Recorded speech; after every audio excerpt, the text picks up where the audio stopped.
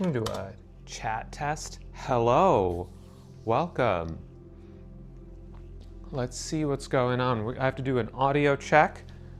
I always like to make sure you can actually hear me. And then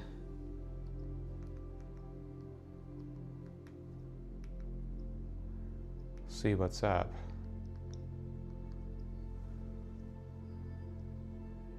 Welcome. Let's see what's going on. I have to do an audio check. I always like to make sure you can actually hear me. Okay, sweet. You can hear me. Everything is good. I am also recording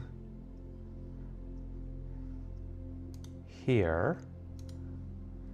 Trying a new setup. I'm going to try to capture the stream and create a highlight reel. Now I am also recording in OBS, and I am recording in Audacity, and I am streaming live, which is fantastic. All right, let's sync the audio. Ready? We can all do it together. 3, 2, 1. Okay, sorry about that. That was kind of loud. Welcome to Blue Echo Games. This is a bit of a delayed stream as I got the Andromeda strain and was unable to command my forces on Wednesday, but it is Saturday brunch time. We're gonna hang out. I have a full complexity game for you. I built out our studio armies into 2 full test armies, and I am going to show off some of the cool stuff like support, command cards, etc. And then this is a test. I'm hoping that in the future, I'm gonna be able to use the recordings from this and create a highlight or clip video on YouTube so that those who aren't here live can still experience what we're doing. So let me just get started. This is the battlefield we're playing. No, this is not on the battlefield, but this is an upcoming mech design, which will be available very soon. I'm just doing some final marketing stuff, AKA taking pictures and writing some fun lore for it. But this, hello, is a battlefield that my friends Michael and Francisco built when they were doing some testing with me last weekend. And I thought it was kind of cool, so I'm gonna try and play it myself. So it is a full battlefield. We have diagonal deploy points as usual. This here is a minor objective, and it represents, this represents energy. Yo, what's up, Joe? My immune system won, but it took a couple days, and now I'm feeling pretty good, and we're gonna do a sweet battle. Thanks for joining me on this Saturday brunch stream. I hope the bottomless mimosas and tactical strategery are exactly what you need today. So yeah, this is gonna be a minor objective. Whoever holds this gains extra energy. These little mech parts are actually from Libertas, which is an upcoming game from TCAT Games, who I've been working with a little bit in terms of them sending me some stuff and me saying that it's sick. But I thought these couple pieces would represent intel. So if you hold this objective, then you get an extra command card at the end of the turn. And then finally here, these supply crates are gonna represent like med kits, medical supplies. If you hold that, the unit will heal at the end of the turn. And then we have 6 major objectives, 4 buildings, and a smattering of terrain. The red force here is a monarchist province. Their queen is Vesa, so she is going to provide morale boosts to her units, and being a province means that she starts the game with some provincial response tokens, which you can use to boost damage. They are mobile, aggressive, and resourceful, which means that they're going to be able to use their energy to get increased movement, increased charge distance, and place beacons. All right. And hello, this is my accurate, pragmatic, and protective Massey force. Massey is a colony within Maiyetu, and they are a Treylock Initiative army, which means they subscribe to like a newer school of thought within Maiyetu, which is all about adapting to wherever the enemy is weakest and trying to create a salient and then reinforcing that. So whoever is most farthest in the thick of things for this army is going to get a bonus attack whenever they attack. The other one is a Grand Army, which is a little bit more traditional. They like to use formations. They have like a banner, and if they put the banner down, anyone near the banner gets more accurate attacks. It's really powerful. But it shows the sort of dichotomy within Maiyetu's like command structure right now. Some people really like what the Treylock Federation brought to Maiyetu when they joined and became the Treylock province. And they're like, yeah, this adaptive, salient, reinforcement, explosive, offensive battle is great. And some say, no, the old ways are best. We are going to create formations. We are going to hold the line, all of that stuff. They are accurate, pragmatic, and protective. So accurate means that they're going to use energy to get increased accuracy in shooting. They can also use energy to disengage from combat and shield themselves. I am playing with some secondaries. So the scenario secondaries are to close in, which means to charge and slash an opponent. Send a scout, which means to have someone cross into enemy territory, and to group up, which means to have 2 units get within, I believe 5 inches of each other. Massey's goals here are to disrupt the enemy, defend their territory, and grow their economy. And the Red Force, their goals are to explore, secure resources, and surprise the enemy. And when I roll those secondaries, I'll explain what they do. All right, so let's get started. I will say that odds means that red gets initiative, the Drasso army and Massey will get initiative on evens. And so 6, that's here, that's evens. All right, let's make sure that camera's working. Absolutely. Okay. This is normal play. So I'm going to be explaining the more advanced normal play rules as we go. So we just switched initiative. Now we gain energy from generators, and you can see here, 1, 2, 3. I have 3 generators, so I will gain 3 energy. And I will put that here to mark that I have energy, and you can hopefully see it.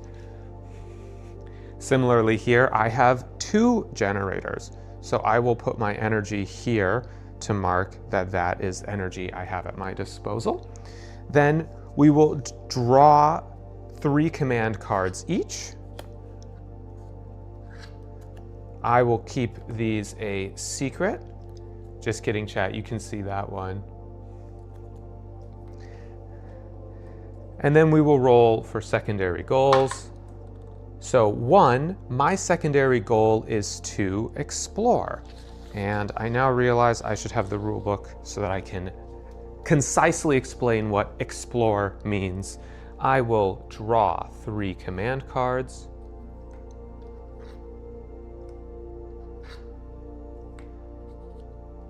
And I will roll for my secondary, which is 2, which is to defend territory.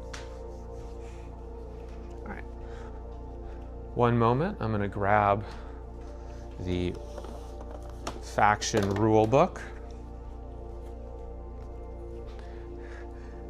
My big 3-ring binder. All right. Let's look at our goals. So, exploration. Move 4 or more units in a turn with run or sprint actions. So that's what explore is. And defend territory is control or neutralize all close objectives. So if green controls or keeps these neutral, they will score a point. If 4 units move by running or sprinting with red, they will get a point. So that's fantastic for turn 1. We're gonna say defend territory, defend T, and then my goal here is explore. All right, sweet. Fantastic. Now, I believe initiative goes to green. We are all set for the support phase. No one is on board, so we'll go to any support missions. And my support missions are just 3 artillery strikes. So I don't have anything to play. And then we will alternate. Red will actually try to play a little bit of defense. So they're gonna play their smoke token. Sorry, they're gonna use a smoke shell support mission and create a 6-inch zone that blocks line of sight. And the reason why is they want to be able to be aggressive and take the map and not get absolutely destroyed. So they're actually going to place smoke on the map right here to try to knock out some of those sight lines. All right. We'll now proceed to orders. And orders is sort of the main phase of actually doing stuff. So I will start with Vanguard. This is Vanguard. Vanguard is going to start by sprinting. And I'm gonna flip a card. I have a movement speed of 1 when I run. So that is 14 inches. Oh, sorry, I said I was gonna sprint. Sprint is using the second row, so 16 inches. And it's a good thing that I decided to sprint, because that lets me take this objective.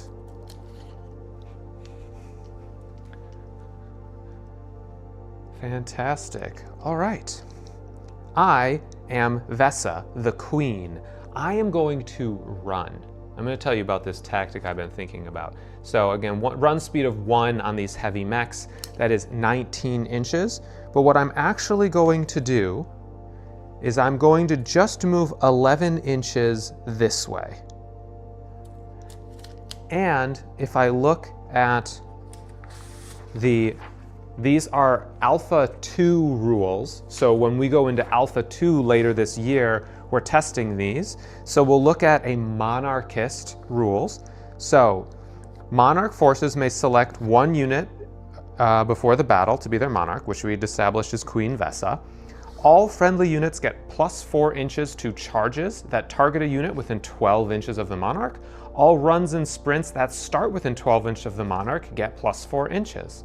And the monarch must be on the map to get these bonuses. So by being 11 inches away from the deploy point, which is where runs and sprints start at the beginning of the game, everyone is now gonna get +4 inches. She kind of spawns in and says, go, go, go, go. And everyone loves their queen, because as the lore states, being a monarchist is not just being a constitutional monarchy. It means that the people culturally truly believe that the monarch is special, right? It doesn't really exist in our world anymore because we know monarchs aren't special, but imagine some space aliens are still super into monarchs. Now, I am going to place a shield array as my supplemental action. Now, red line is going to move, red line is going to sprint. Now, these J16 four-wheel drive trucks are really fast. Movement speed of 4, so a sprint is 22 inches. And now they're a transport. One of the unique things about a transport is if the transport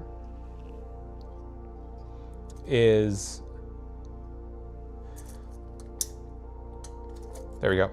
If a transport is not on an objective, then they actually count as a deploy point for eligible infantry, which is a lot of fun. Next up, Anna's finest, my cavalry. So they're going to get +4 inches from their bonded trait, or their bonded pair trait, which is unique to cavalry.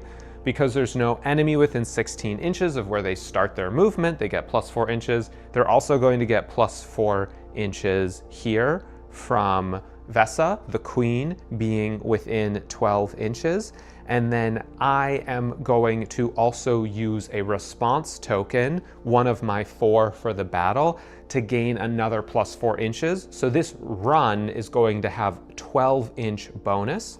And so the 15 goes to 25, goes to 27, which wasn't what I was hoping it would be, but such is life.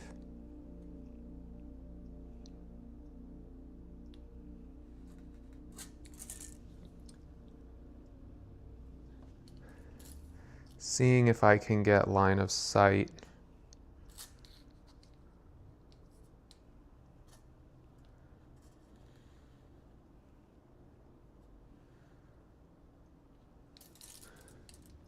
No, I don't think I have line of sight.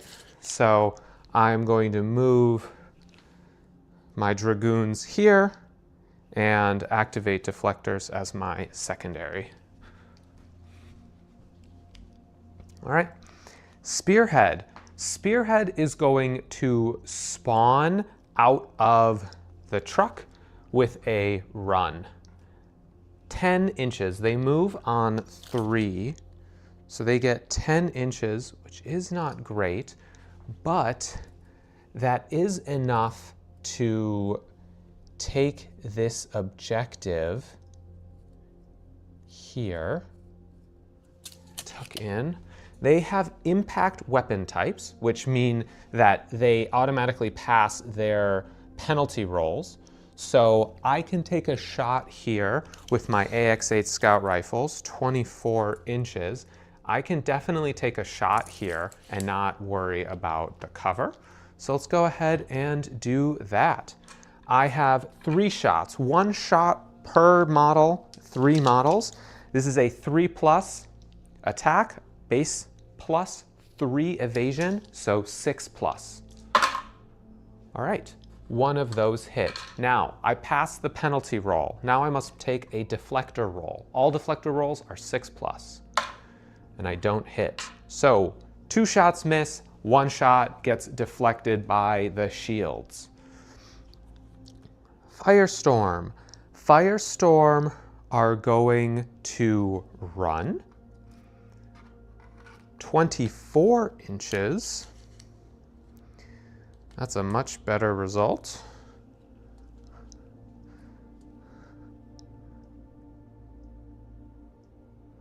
They are going to run and try to take this intel spot because this sounds like a fun gambit. And let's see, I'm mobile, aggressive, resourceful. I am going to play a command card. I am going to make my shot precise. And I'm going to target them, okay? So I have Malena 8Y-4 carbines, 2 attacks per, so 6 total attacks. 4 accuracy plus 3 evasion is 7 up. Now, I am absolutely going to use my reroll here. Precision grants 1 reroll to all the failed dice of a single step per attack. Nice, turning it into 3. Now I must make a 6-up penalty roll, of which 2 hit. And each one is 3 damage, which is the number of health, the amount of health they have. So 2 go down. Now I'm feeling very exposed, so I am going to play an additional command card here, which is a shield array to give them a shield. So pretty big combo right there. Moving up, taking a precision shot, doing a lot of damage, and then shielding. But I did use a bunch of resources to do so. Arclight. Arclight are going to run.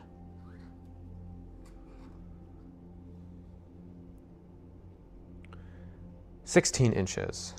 Okay. What can I do with 16 inches?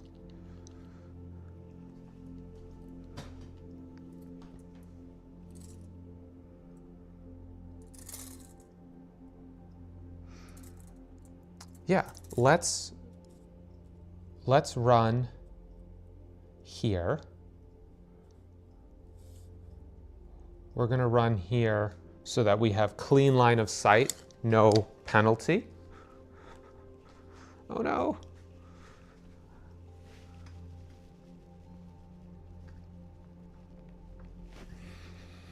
Got to make sure everything looks crispy clean.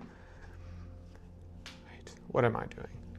Here. Now, I'm going to use an energy to give this shot precision because I am, one of my traits is that my faction is accurate. So, this is going to be, oh look, more Milena 8Y-4s. So 4 plus, oh wait, that was supposed to be 4 plus 4. Oh, my mistake. 4 plus 3, 7 up. I am going to re-roll. Oh, wait, those were 6s.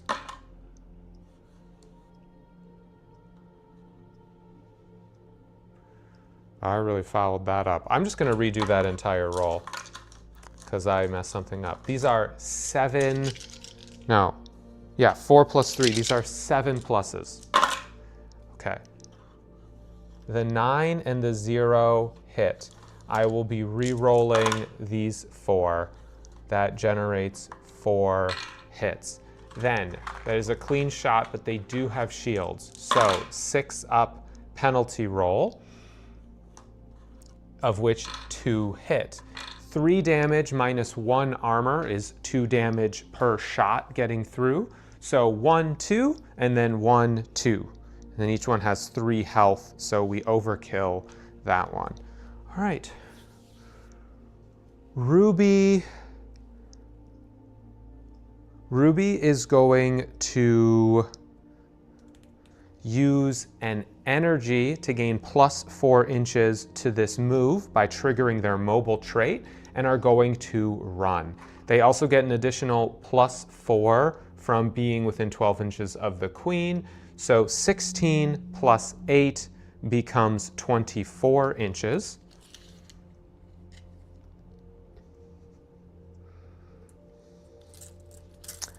Two feet exactly. And then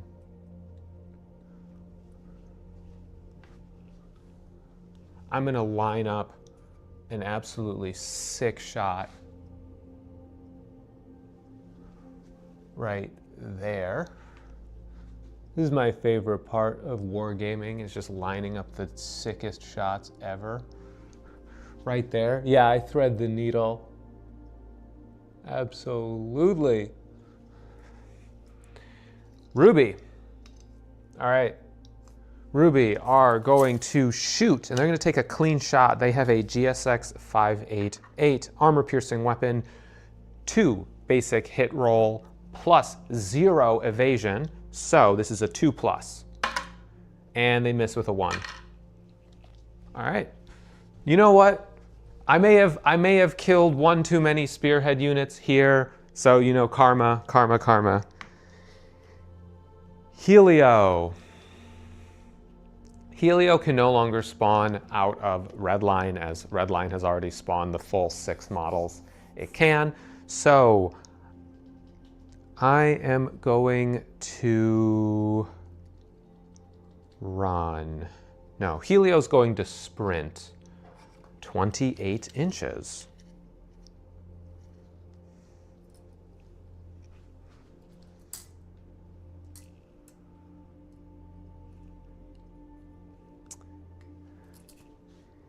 And then I am going to use this command card called Blink, which lets me move 6 inches. And that's huge because that gets me on the objective.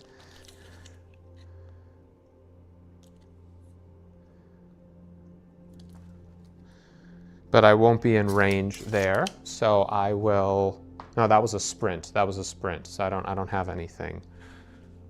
I don't have any fancy stuff going on. Okay.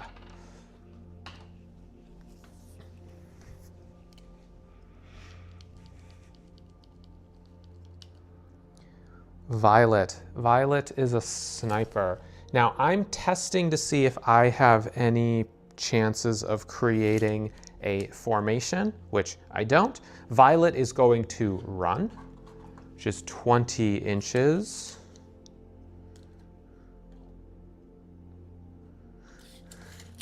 Which is just enough to take the building. And I'm going to take a shot with my sniper rifle. 2+, finesse ignores their evasion. Hits, 6 up penalty, hits. So Spearhead is knocked out.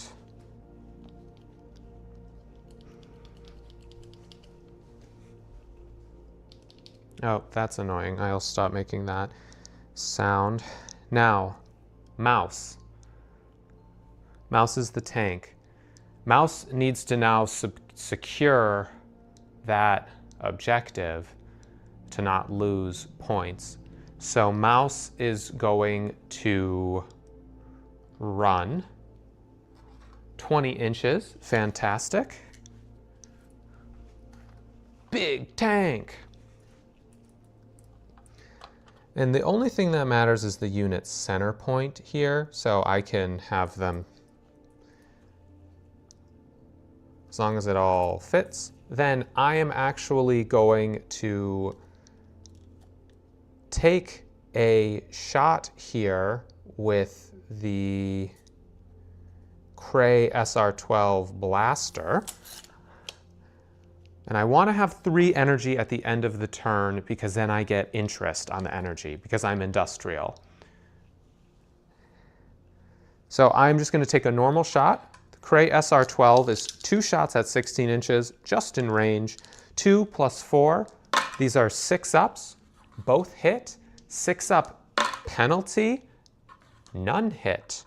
All right. And Honor Guard. Honor Guard is going to get +4 inches, and I believe that's pretty good. So I am going to run 18 inches.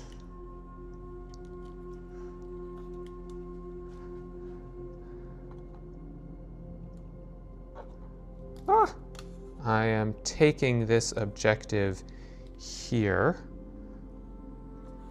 I want to get as far back as possible to limit their chance of charging me, but I do have an open shot.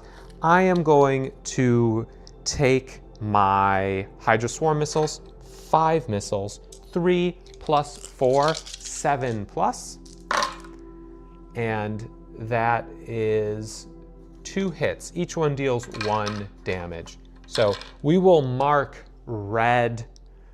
Red pips mean 1 damage each. We'll do purple means 5 damage, and if a mech loses their outer plate, we'll mark that as yellow. All right. So that is the end of orders. Now we'll go to resolving damage.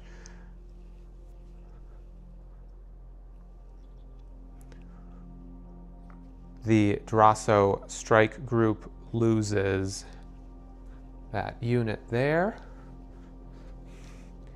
And Massey loses their spearhead. Okay. Losing a unit or eliminating a unit gains you a point. So here we go. So let's look at points. So player 1 is going to score 1 point from their defend territory because they control all their close objectives. Now, red team is going to get 1 from exploring, as they did 6 moves or sprints, and then a 2nd point for eliminating spearhead. Then we will look at objective control, 1, 2 to 1, 2, 3. So that is a further point for the green team. So we're tied at 2 to 2. Then we will award target lock. No one gets target lock target lock goes to red as they are losing they have lower objective score. And then we will repeat the process. So here, holding this awards an energy, and holding this awards a command card for red.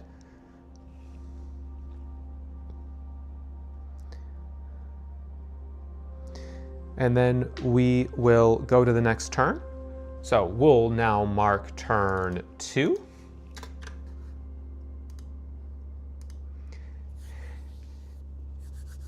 And just take a second. Whew. All right, turn 1 in the books. Let's go to turn 2. Oftentimes I find turn 2 is my favorite. We're gonna switch initiative first.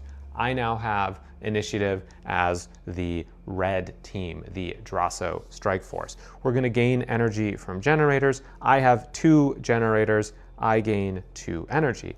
Now we will draw 3 command cards, but not exceeding 5 in hand. I currently have 2 in hand, which means I will draw a further 3 command cards, which is great.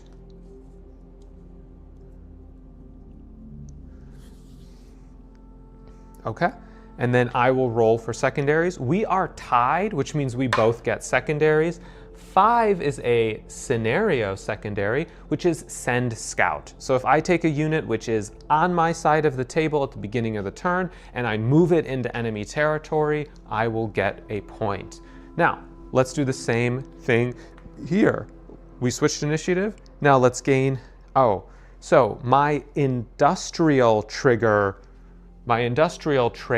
triggered, and I am +1, and then I gain 3 up to my maximum of 6. Ooh, okay, fun learning moment. That's a bit of a non-bow, because if I have 3 and I gain the 1 and then I can only gain 2, I hit my maximum energy of 6. So I should probably, in next game, I should probably increase the energy maximum to be 7. And that way I can take advantage of that. It seems like I basically am nullifying my industrial trait by not having enough energy capacity. That's on me. And then I will draw up to 3 command cards. 1, 2, 3. Great. And then I will roll my secondary. 1, which is to disrupt. And disrupt means that I want to contest or capture an objective that is on the enemy's map. It could be major or minor. Okay, support phase. We will start here. I can do support missions. Smoke disappears. What am I going to do?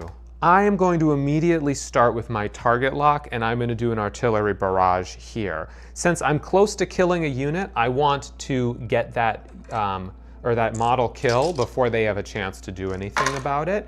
And I do get 3 damage through. So 1, 2, 3. Damage resolves immediately with artillery. So that was my support move.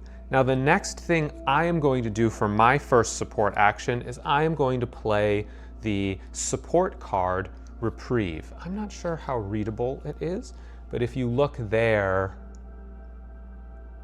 it says it's a support card, which means you play it as a support action. That lets me heal 2, and I'm gonna choose them to heal. Now, heal doesn't mean you actually heal the damage. Heal is a keyword. You roll 1d10 per heal number, so heal 2 means you roll 2. On a 6+, you heal the damage. So heal 2 doesn't mean you actually heal 2 damage, it means you do 2 heal actions. Both of those heal actions failed. Back here, what do I want to do in my support phase? I think I am going to spend my map, which lets me move a unit 6 inches. And I am going to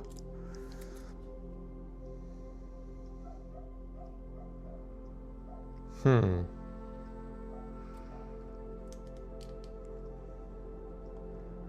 feeling like my snipe. I am feeling exposed. I'm going to retreat 6 inches to try to not have my tank get mauled. And I am going to spend 1 artillery shell here to launch an artillery strike, and I am going to target Ruby, as I think it's good to soften them up. They also don't have any shields. All right, 4 6-up rending attacks. 2 damage. All right, each one has 3 health, so they're now closer. I'm done with support for the turn. I am also done with support for the turn. We're going to go into orders. So I have to remember, I am a grand army. I like formations. I am also a monarchist province, which means that I can use my movement. Okay, Vesa. Upon activation, you lose deflectors. Vesa is actually going to sort of do a little switcheroo. She is going to run, and that is 14 inches, which is fantastic. And she's gonna get right up here and screen this objective. And then she is going to launch an attack here and is going to use this command card, Precision Shot, to make it precise. This is my Shockleaf Explosive Seeker missiles. They are impact type, which doesn't matter because it's a clean shot. 2 + 4, 6-ups. 3 damage get through. I'm gonna re-roll the other 2. 4 damage get through. They have 0 armor, so each one gets dealt. So 1, 2, 3, 4. So this unit is now mortally wounded. They will still get to play the turn. They're just bleeding out. They'll die at the end of the turn. All right, Vanguard.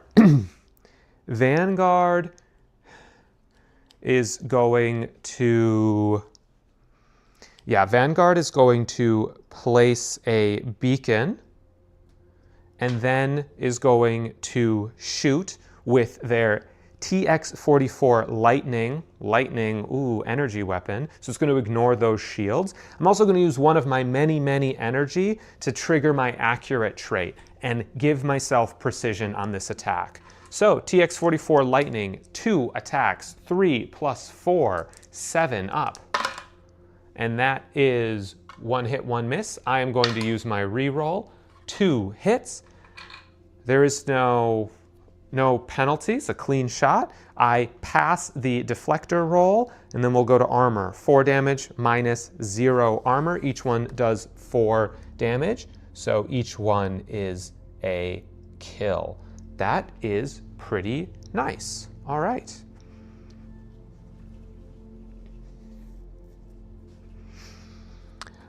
Anna's Finest. All right, Anna's Finest lose the deflector. They are not within 12 inches, so they don't get a boost, and there's an enemy within 16, so they don't get any of those bonuses. But I am going to use an energy to trigger my mobile trait to give +4 inches to this run, which turns a 15 into a 19, which I'm pretty happy about. And I'm going to put myself right here on the objective, and then I am going to shoot with my armor-piercing carbines. Now, I get 1 attack per model. I'm down a model, so I only get 2 attacks. This is 2 plus, very accurate dragoons, 2 evasion, so these become 4 pluses. All right. And nothing worked. Then at the end, I'm going to spend an energy and I'm going to trigger my resourceful trait, which means I get to place a beacon on the objective. So this now has a beacon. Beacons mean that if you leave the objective, you still have control of it. I believe in wargaming, we often refer to these as sticky objectives, but it isn't very sci-fi to call it sticky, so the in-game name is beacons. All right, red line now activates. Red line did not get hit by anything. Okay, so my goal is to disrupt. I want to get on an enemy objective of some kind. That is going to be very difficult.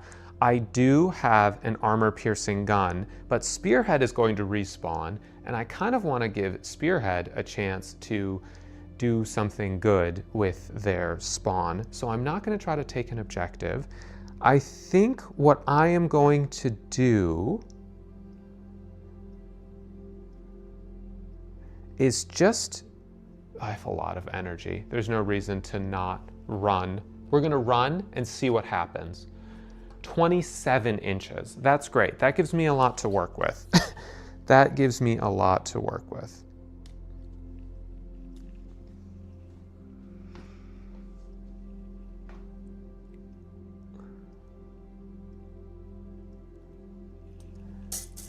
I could almost, I don't know if I can.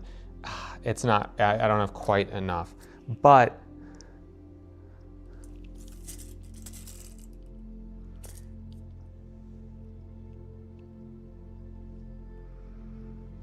I think I'm going to run here just for a slightly better move. And then I am going to actually shoot at Vesa with my armor-piercing, my Vatek armor-piercing gun. So I get 2 attacks at 5+. I'm making this precision, spending an energy. So this is 5 + 0, so 5 up. I will be re-rolling. Great. 2 hits. That's a clean shot. I've sort of been playing that I don't know. We can say, actually, we'll say that those count as low cover, but I just lined it up, so it's a clean shot. So each one hits, deals 2 damage, and Vesa has 4 armor per plate, so we will mark that the queen's outer plate is broken here. Now Firestorm. Now, I have a bunch of command cards. I don't see myself being in a position to really max those out next turn. I don't know if I need another one. I do want to keep this unit alive, so I'm actually going to run 16 inches. And I I'm going to fall back here.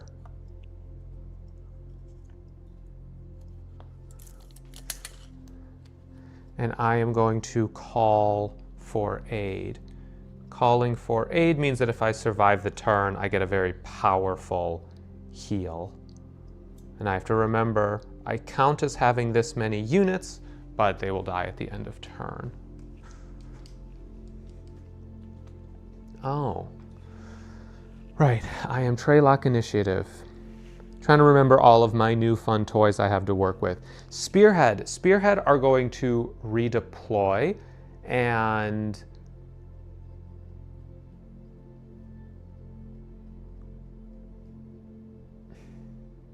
actually all of that truck stuff I don't think is worth it. I'm gonna have them redeploy by sprinting. Let me see, I'm accurate, pragmatic, protective. That's no big deal. I am... What else about me? I'm trying to disrupt. I don't think I can do that this turn. I am an industrial colony. No, I'm not forgetting anything. Okay, cool. Well, that sprint of 26 inches is pretty nice.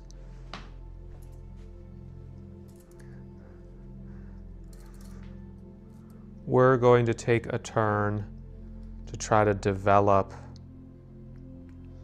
this side of the board. I'm actually going to spend 4 inches. Nope, there's no reason. Just going to do this. All right. That's a great move. Now that was a sprint.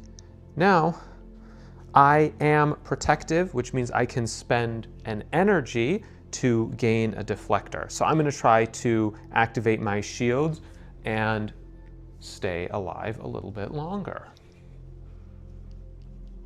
Next up, Ruby.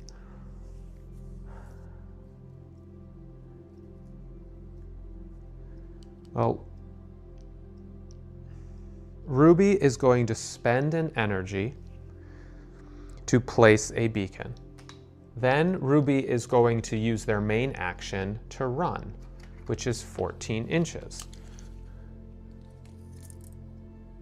Which allows them to be here.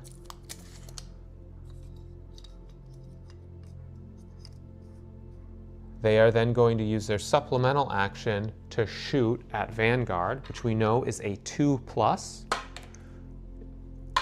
which hits, and that is 4 armor-piercing damage. So Vanguard loses their outer shell.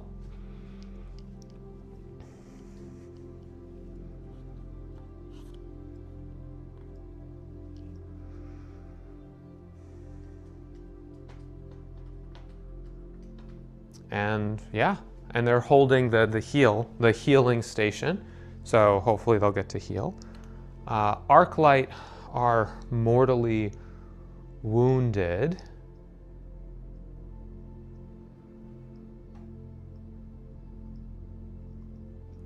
Holding the objective.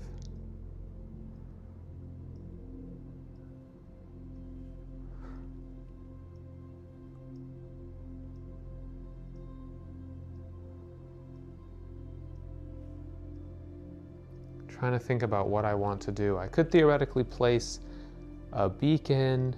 I already have enough energy, I think. So I am going to run.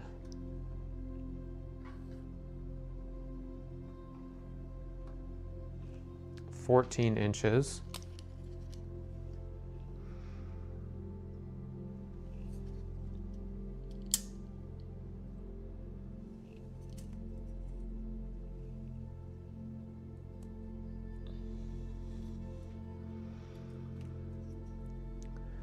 Now I could take the shot and make it.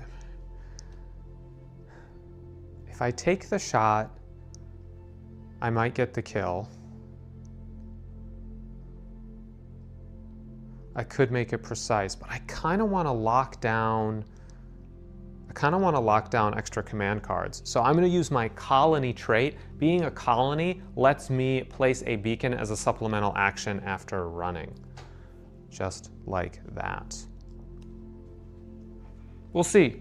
It's a gambit. We'll see how it turns out. All right. Violet.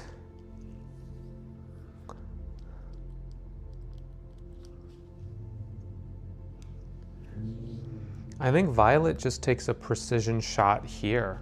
2+. Hits, and that's 2 damage marked. Woo!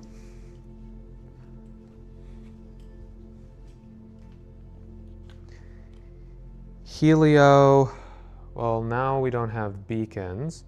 So Helio is just going to say, oh, you've gotten into my trap zone. I'm going to stay here.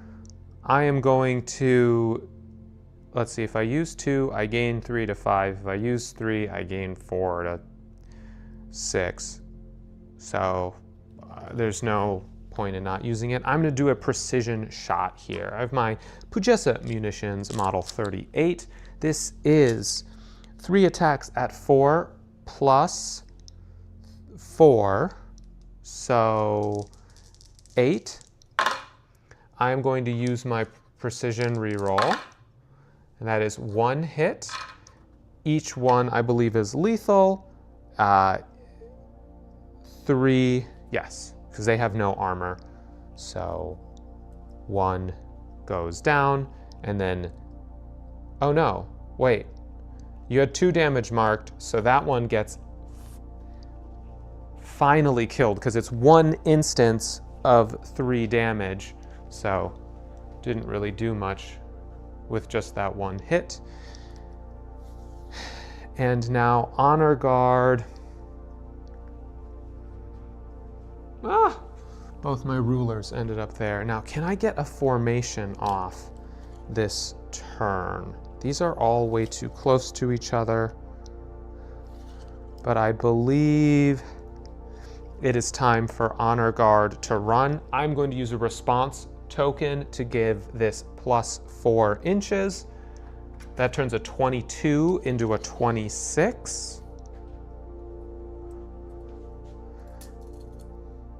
And I am going to move around like this, which I'm definitely able to do, and line those up. I'm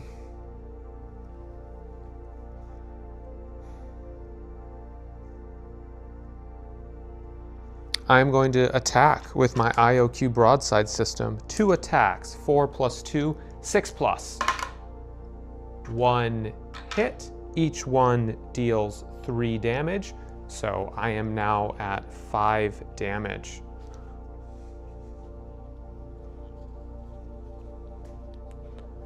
All right, sweet. Mouse.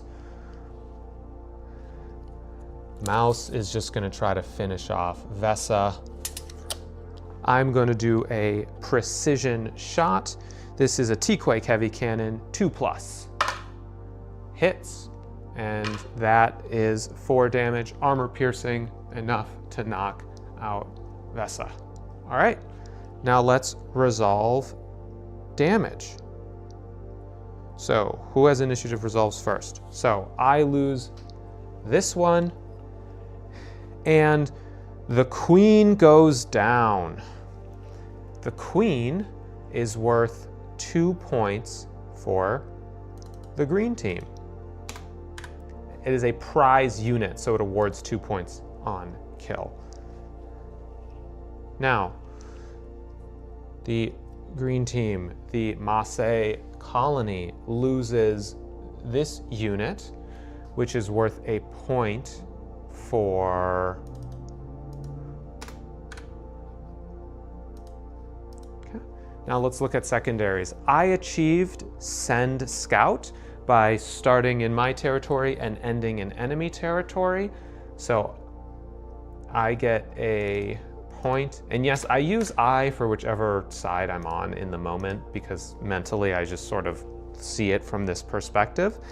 And the other one, Disrupt, fails. So now let's look at objective control. Unfortunately, we lost this one. So we hold 1, 2 objectives to 1, 2, 3. So again, that's going to give target lock to the Drasso force and a point to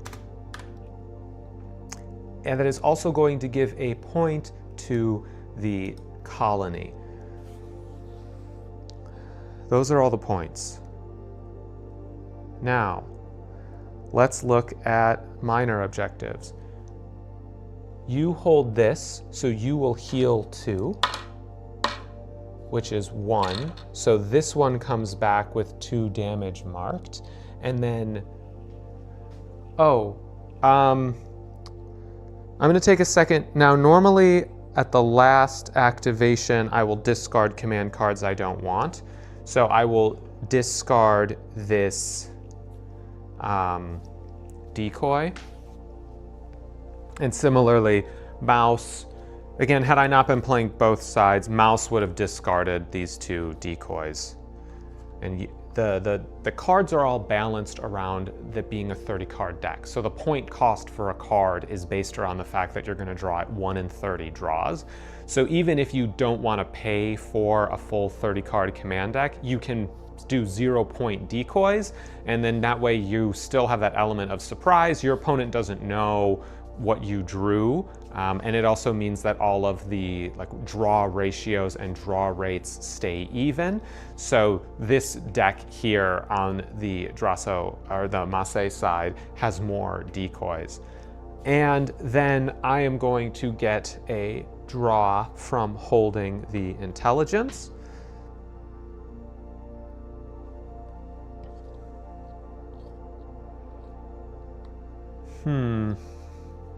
Again, I'm non-bowing. I'm just realizing as I'm playing, as I'm learning this new squad that I built, if I get this and I go from 2 to 3, then I only get to draw 2 next turn, because you go up to 5 on your natural draw, which basically means that I need to get down to 1.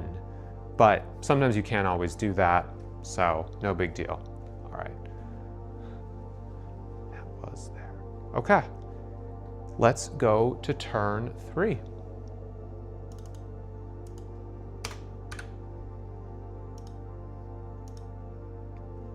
Okay, so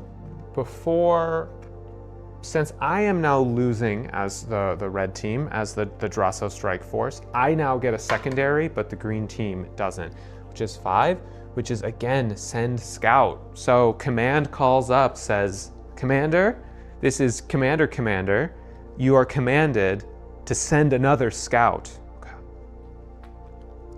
Switch initiative. Let's gain energy from generators. I'm going to gain 3 energy from my generators. I'm going to draw 2 command cards to go up to 3, 5 in hand. Gotta make sure to discard. And I don't get a secondary. We're going to gain 2 energy and draw up to 5.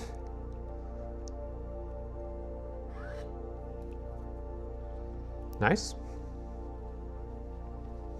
Now, support phase. I am going to start by launching before that, calling for aid is the first thing that happens in the support phase, which is here.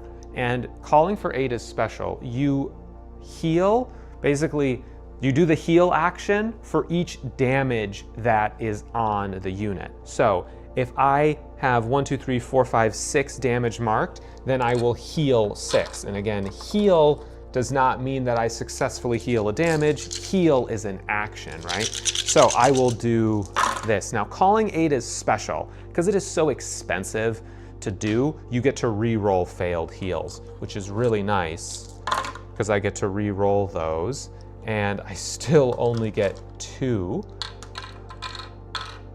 Not great, but I get 1, 2 back, so I'm a little bit less dead. Now we will go here.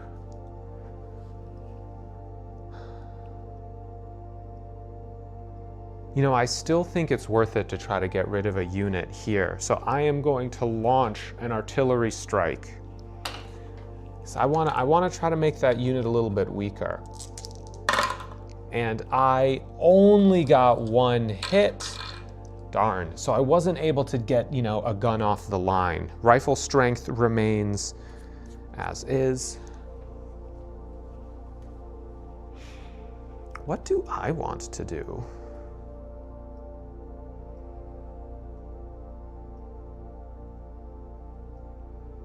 Well, I'm going to play the support card, Fire at Will, which says all allied units get precision ranged attacks this turn.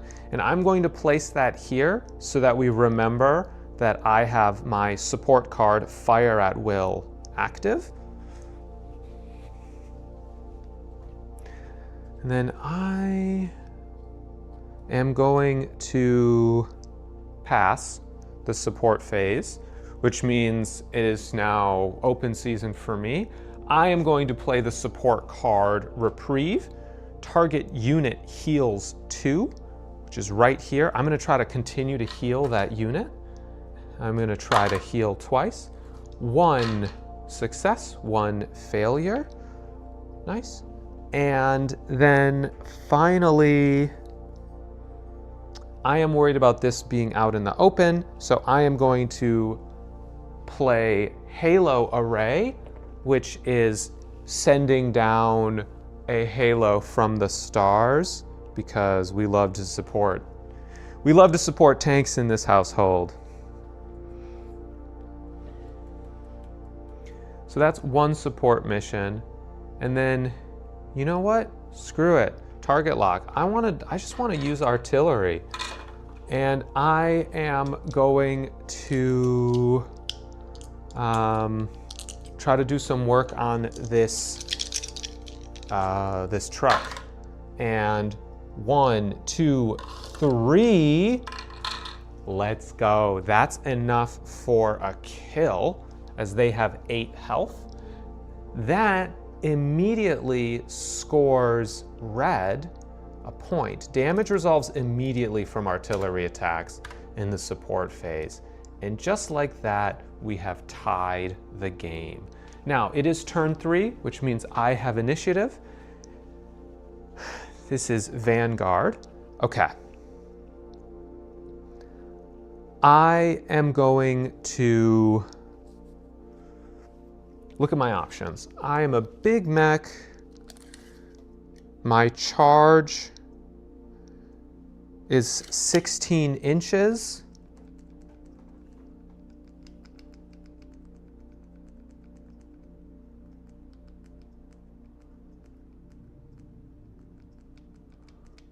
Do I do that?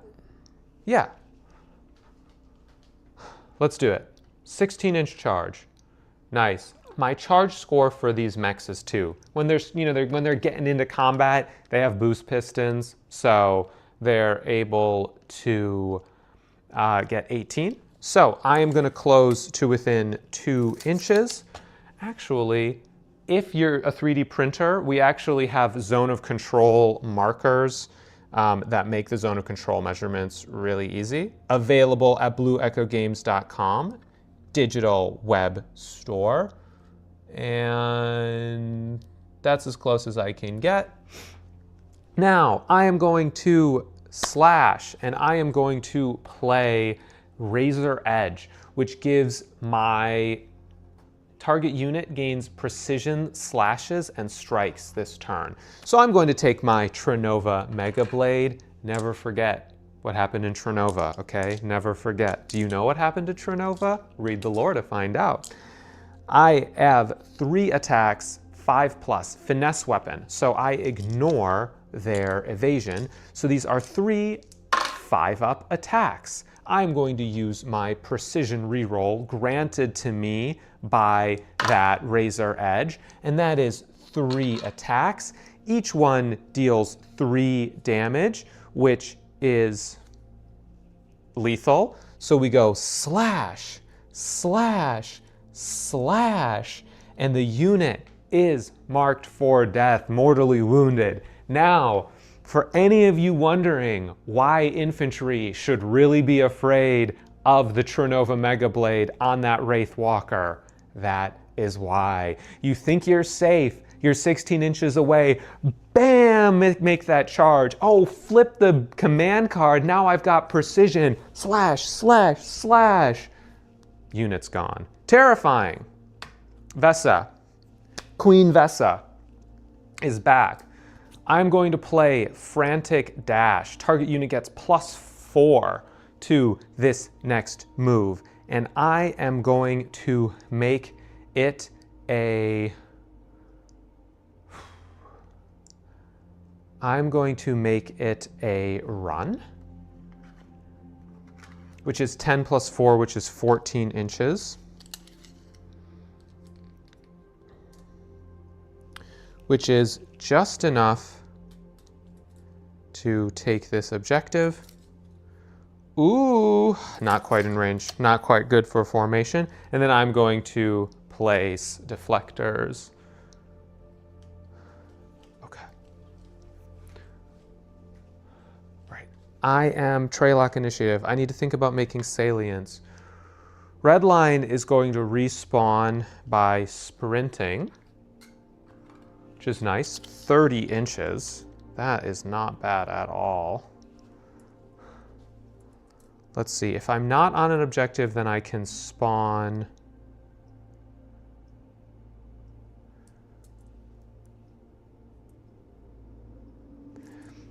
I am going to do this. Beep, beep, beep, beep, beep, beep, beep, and hide. That was a sprint.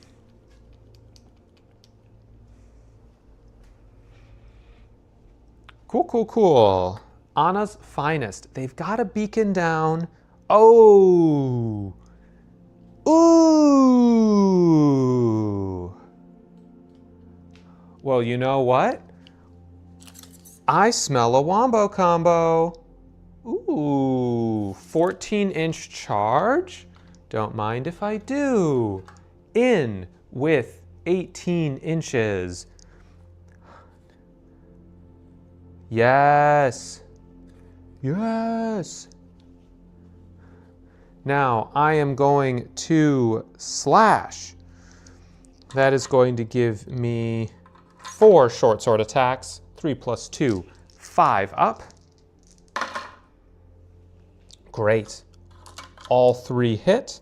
2 damage, 2 armor means I have a 5 up armor roll.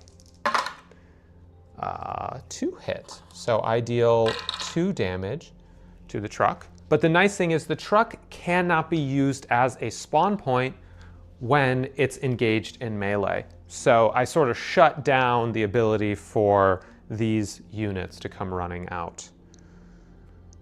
Spearhead. Ooh. Spearhead.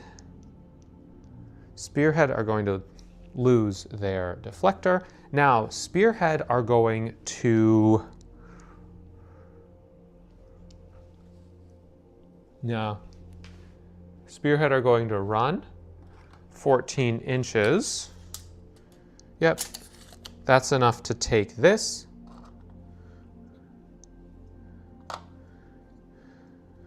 And are going to take a shot here. I'm going to use an energy, of course, to make it precise. That is going to be 3 impact shots. Getting elevated didn't matter that much. 3 + 4, 7 plus. And I am going to use my reroll. 2 hits. Yeah, each one of those scout rifle hits is lethal as well.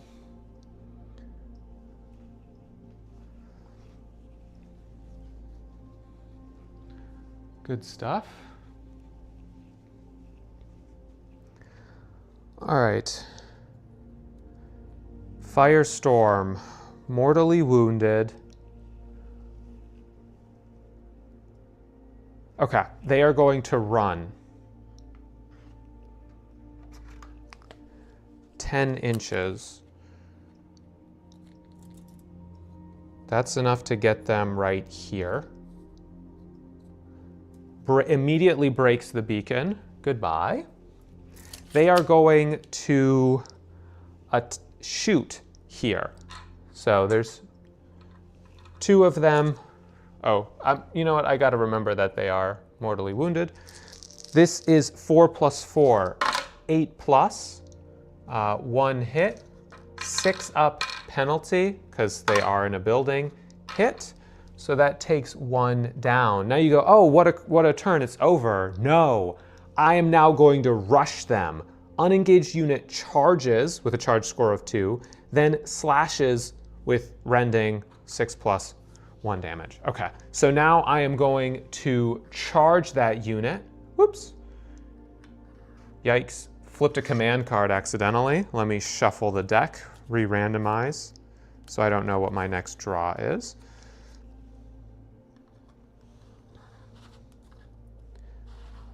Okay, my charge score is 2, 14 inches. Yeah, I'm definitely in. Boom, like that. Ooh, you know, I could have used an energy to also place a beacon there before I charged, but we're all good. We're doing it here. Now I've got a 5 up, 1, 2, 3, 4, 5, 6 up rending. Lose these. And then this does have a penalty because they're in a building. Nothing got through. Dang, okay. Well, that was a not particularly effective last stand, but that was kind of fun. Arclight, I can't spawn there, so I will spawn here and I will run. Ooh, 26 inches. That's great. And I will, there's no reason to give that unit line of sight. Can you see them? Yeah. Chat can see them. All right, Ruby is just gonna go down swinging. Before I forget, I'm going to discard my decoy command card. Anytime a unit activates, you can discard command cards. That's just something you do when they activate. So I'm going to use my MCM I8 knife, which I believe I get 6 attacks, 4 plus. I'm going to make this precise. 4 plus. I am going to save this for the armor roll. 2 into 4 is 8 plus. Reroll all of those. 1, okay. 1 damage on that unit, Vanguard. Okay, cool. We're working our way through the game. Helio. Helio is now going to place a beacon and run.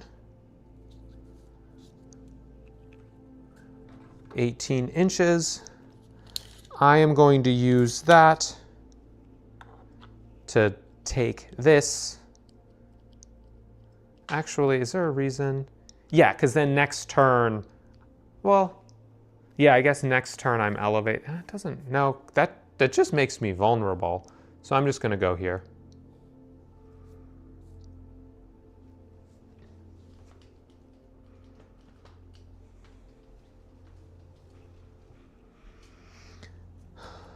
Violet.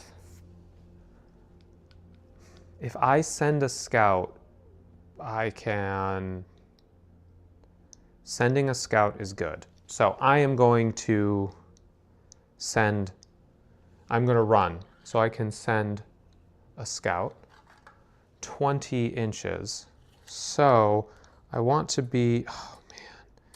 I'm just not going to get any formations. That is rough. But I am going to...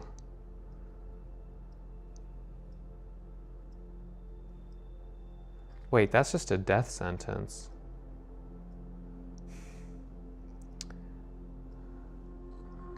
I'm going to run. You know what? Here's an interesting strategy decision. Let me tell you what I'm thinking about. If I send a scout, if Violet is my scout, then I don't necessarily have anything good. I get a victory point, which is nice, but I'm giving up formation. I'm also giving up, Violet might die, basically. I don't know if it's worth it to get that point, but I did flip 20 inches. So I do think I can have my cake and eat it too by basically running here, which is a scout that would be completing, because I'm now in enemy territory.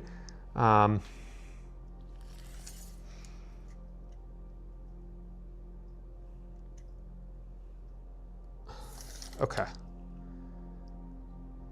Tell you what, that's beaconed, so I don't actually care. I'm in enemy territory. I'm now within 32 inches.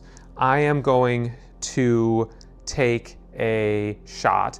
Because I get precision shooting this turn, this helps me out. So Violet's gonna take a sniper shot here at Spearhead. Now, 5 or lower hits my own, 6+, we're good. 6+, we're good. And then 6+ penalty, miss. Use my precision reroll, miss. Darn, it was worth a try.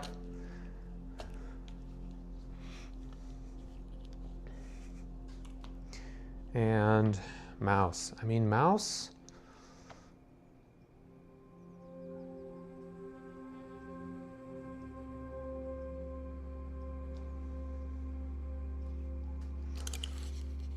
Mouse's big thing is having a gigantic gun. They're both shielded though. Though I think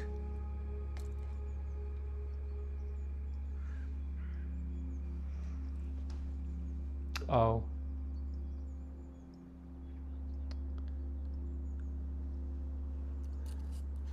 That's wide open. I'm going to move a little bit to create the shot. Whenever I move, I always flip a card, just so that way there's no confusion. Now I'm going to shoot. I'm going to spend an energy to make it precise by triggering my accurate trait. 2+, hits, 6 up energy, miss, use my reroll, hit, and that's gonna break a plate. So that was pretty good.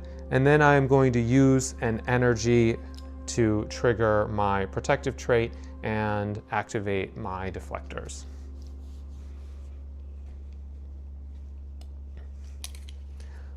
Okay, these units are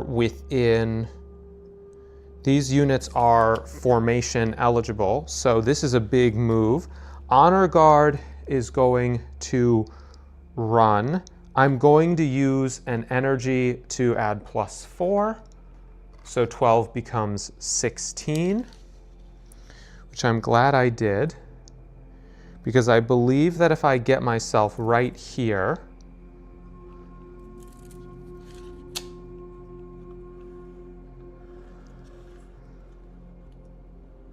yes, we go,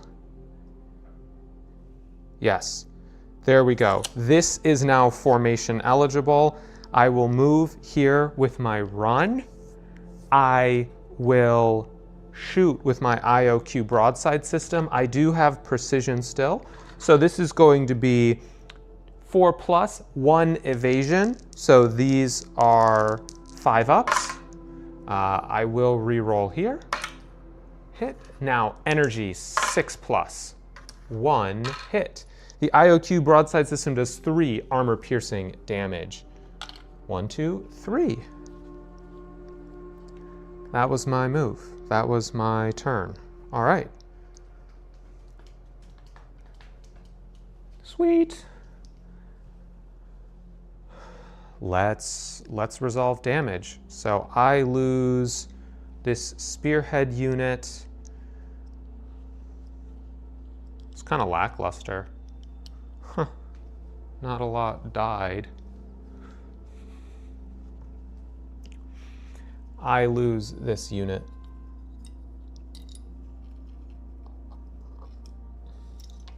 And this unit.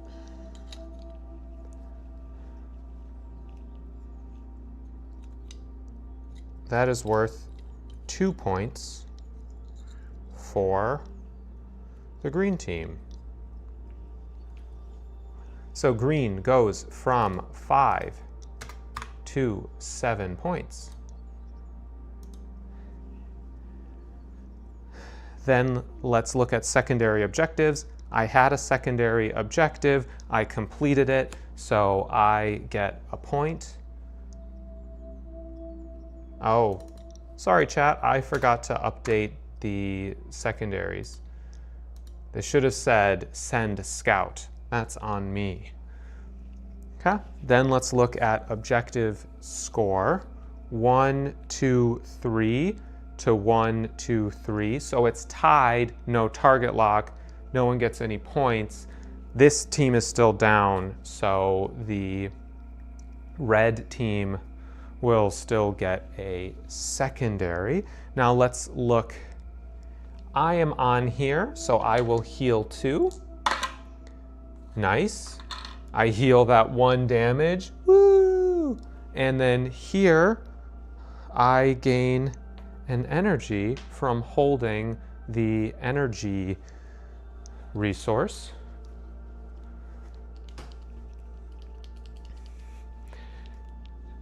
Now I have 2 energy, so I don't gain anything.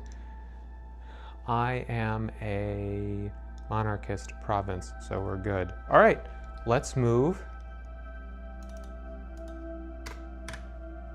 to turn 4. I'm gonna take a second to drink a little water. How's everyone doing today? Hope you're having a lovely evening. Morning? I guess it's noon on a Saturday. Hope everyone's having a great Saturday. The weather's turning here in Chicago. It's getting warm. Spring is sort of in the air. Things are turning green. Life is good. And, okay, we gotta do some advertising. If you see, Vesa and Vanguard on the battlefield are prototypes for this mech, which we are calling the Vanguard Heavy Mech Frame. There's a bunch of customization options. The wings are snap fit, so you don't need to glue them. You can put them on and off as you want. There's a spear, axe, and blade option. You've seen the blade option on the table. And then there are missiles, which you've seen with Vesa, a rail pistol, which you've seen with Vanguard, and there's also this sniper rifle and a 5-barrel mega blaster that is option. And then it's got ball and socket joints for ball joints and then pivot joints as well. So it's very, very posable. The STL for this will be available soon. I'm really, really excited about this mech. I think it's really exciting to finally have our first model kit available for people. And the goal is over the course of this year and next year is to basically develop an entire miniature range that people can enjoy. Remember, Shattered Moon does not require that you make any purchase to play. The rules are completely free and you can play with your own miniatures. There's 72 data sheets in each faction book, which means that if your miniature is remotely sci-fi or fantasy, you're going to find a fitting data sheet for it by using our unit builder and answering the questions following the flowchart. And so you can be a part of the Blue Echo Games and Shattered Moon community without purchasing anything. Everything you need is available for free, but I'm confident that 3D printers out there, like people who are into 3D printing, are gonna get hooked on these miniatures. And I'm confident. So that's why you don't need to buy anything, but you might want to. And I'm really excited for what's going to happen. And so far, this has been really fun, full complexity. I'm really enjoying all of the tools I have at my disposal, and I'm liking some of the Alpha 2 stuff that we're trying out. And I'm going to take a sip of water, and then we're going to do turns 4, 5, and 6.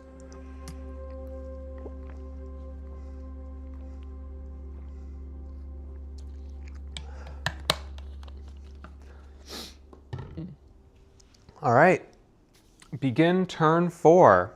Switch initiative to red. Gain energy from generators. I have 2 generators up to my maximum energy storage of 4. I will draw 3 command cards.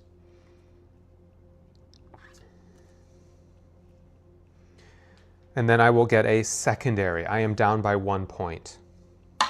3, surprise enemy. Unfortunately, that one is going to fizzle because that requires playing 5 command cards in a turn. And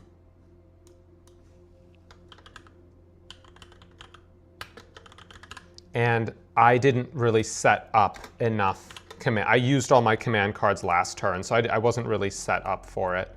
So that one's just going to fizzle, and I do not have a goal. Okay. Now we will go here. Switch initiative. I will gain energy, which is 3 energy up to 5. Oh, I forgot to do my discard. I will discard both of these decoys, and I will draw 3 command cards, going up to 5. So the reason why you don't make the discard decision normally during situation report is there's no decision points in situation report. Situation report is purely functional. There are no player decisions, and I don't want people deciding which cards they want to discard and slowing down situation report, right? Situation report's supposed to just be do A, B, C, there's no decisions. So normally when players are playing like in a more formal setting, when there might be like a chess clock, your decision on which cards to keep and discard should be something that counts against your personal time, which is why it's something that you do when your units are activating rather than during situation report. Because during situation report, it's supposed to be like a little breath and you just kind of do the maintenance stuff, and the chess clocks are paused. So that's why I'm new to this. I'm also streaming and trying to play both armies, and these are both new armies. So I'm just not used to, hey, when Honor Guard activates, discard things you don't want at the end of the turn, but I'll get there. All right. Alternate healing eligible units who called for aid. No one called for aid. Now we'll alternate support missions. I get first go. So the only support mission I have is spotting, but I think I'm going to hold off on that. So what I'm going to do is I am going to place the Standard of the Ascendant Nation, which activates, which activates my formation. By the way, these are from Libertas, like I was saying, from TCAT Games. They sent me a cool test kit, and it was like $20, and they gave me a bunch of free extra stuff. And I thought it would be kind of fun to incorporate some bits into this battlefield, just because it's like a fun little collaboration that way. Okay. So that was my first action. Now, basically anyone within 12 inches of that formation is going to get sweet bonuses. And I think I'm going to hold off on this artillery. So we're going to go, well, I am going to check because it comes back to me. Yeah. I am going to play take cover. All incoming shots have penalty this turn. So basically everything gets penalized. I'm taking cover. They passed. Now I will go to Vesa, the queen, who is very injured. No beacon though. You know, sort of weird to think that this like super offensive queen is just gonna chill and hide, but that's exactly what she's gonna do. She's going to run. She has to hold this objective because that's her job. And there's no more beacons. Now I'm gonna see, can I take a shot? Absolutely I can. So I am going to shoot my EX Seeker missiles. This is 5 attacks, 2 + 4, 6 up. And that is 3 attacks. Now, it has a penalty, but I pass the penalty because they are impact. So that is 1, 2, 3 damage, which is exactly enough to take out one of those light infantry. All right, Vanguard. Vanguard is worth 2 points, so it's worth keeping Vanguard alive. So I think what I'm going to do is I'm going to have Vanguard run.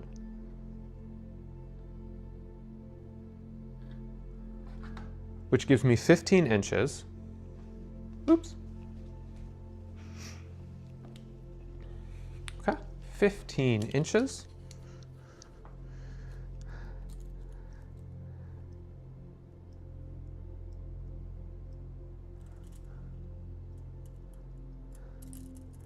And I am going to not get on the objective, but I'm going to start encroaching.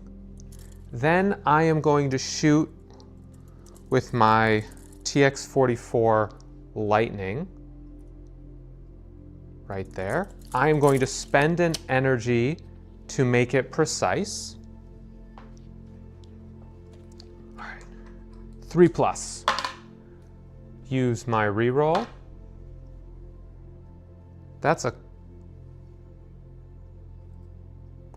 clean shot. So I will use my reroll. Okay, 2 hits. Did I just reroll twice? Chat, did I accidentally reroll? I thought it was a 4 and a 1. Did I reroll the 1 into the 1 and then reroll it again? Anyway, I don't know. If this is in the VOD replay, then it means I made a mistake. Otherwise, no worries. 4 damage, 4 armor is 4+, 1 damage.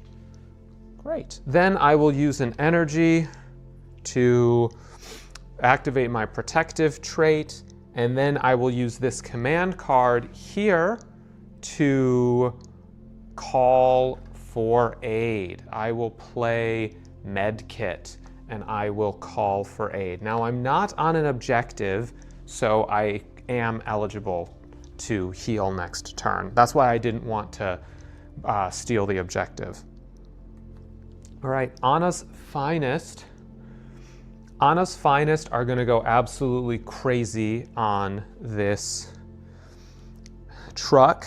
So they're gonna use their JQ-12 short swords, 3 + 2. I'm going to use my supplemental action to make this precise. So 3 + 2 is 5+. And all of those, all 5 hit. Then 2 damage, 2 armor is a 5+. And I am going to use my reroll here. And that is going to give me 1, 2, 3 hits. Did I knock something? You know what? That's on me. I gotta do better. So that's 3 hits, which brings us to 5. Then I am going to play Jab. Target, so engaged unit strikes, and this is just one of those this is one of those bonus attacks. And so this is going to hit on 6+. 1, 2, 2 damage. So this unit is now at 7 damage, not quite dead. That was nice. That bonus attack was decent. Okay. I mean, Redline's in a rough spot. So Redline is going to spend an energy when disengaging. Their pragmatic trait means that they pass the disengage check. So normally when you take when you disengage, there's a chance of you getting harmed, but I'm going to automatically pass those. Then I need to move 8 inches as straight back as possible. Basically, I can't move through here, so I'm going to do 8 inches sort of as straight back as I possibly can. When you disengage, your opponent gets a chance to readjust, right? So they're going to readjust. And I realized I was within 12 inches of the formation, so I believe that that jab should have had precision. Learning note. I'm not going to redo it but that's just, I'm making a mental note because I was near the formation. Then I get to do stuff, and I will call aid.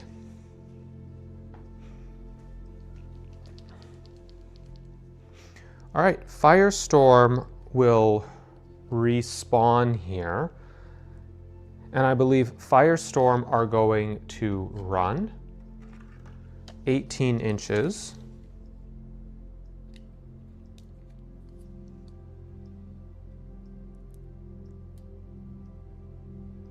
They're going to get right up on the zone of control as far forward as they can and activate deflectors. Try to maintain that objective as best as possible. Spearhead are now wounded, but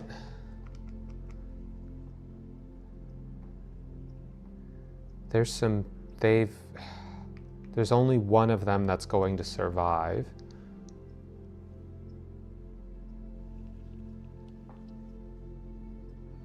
I'm going to have them fall back. I'm going to have them run 12 inches. So unless a unit is obstructive, they can sort of pass through each other. So obstructive units like these tanks, they count as cover. So a unit can't run through them, but infantry can run through each other. Anything that's not that doesn't have unless it has the obstructive trait, then you can move through it. Ruby. Let's run 12 inches.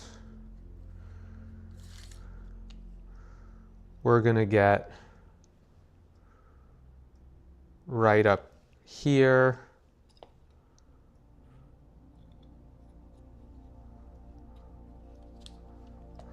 I'm going to shoot here. 2+. Hit, 6 up, miss.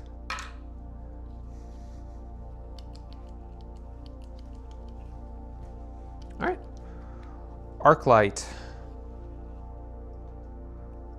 Arclight lose their deflector. Oh, what was I gonna have you do?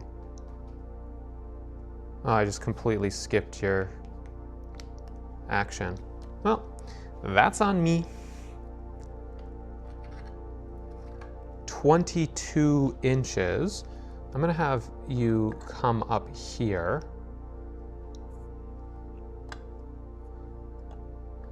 And I'm gonna have you shoot here, because since that's all low terrain, that's just an open shot, and you've got 18, you've got 20 inches. Okay, I am going to now shoot 6. 4 + 4, 8+. Yes, I will make it precise. So we know those 4 are hits. I will use my reroll. Wow, okay. Oh, they all have penalty anyways, because they took cover. So even though I'm elevated, there's still a penalty. 1, 2, nice. So instead of getting counter wiped, they're still alive. And before I forget, I'm discarding. Sorry, I forget. I should show this side. I'm discarding 2 decoys.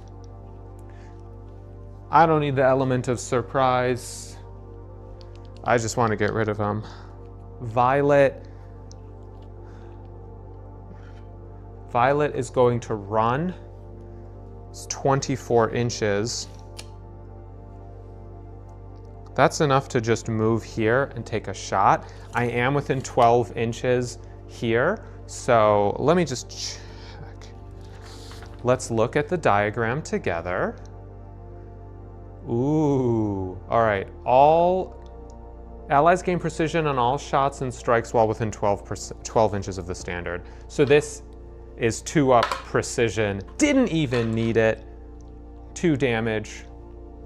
Finish it off. You were never gonna live anyway.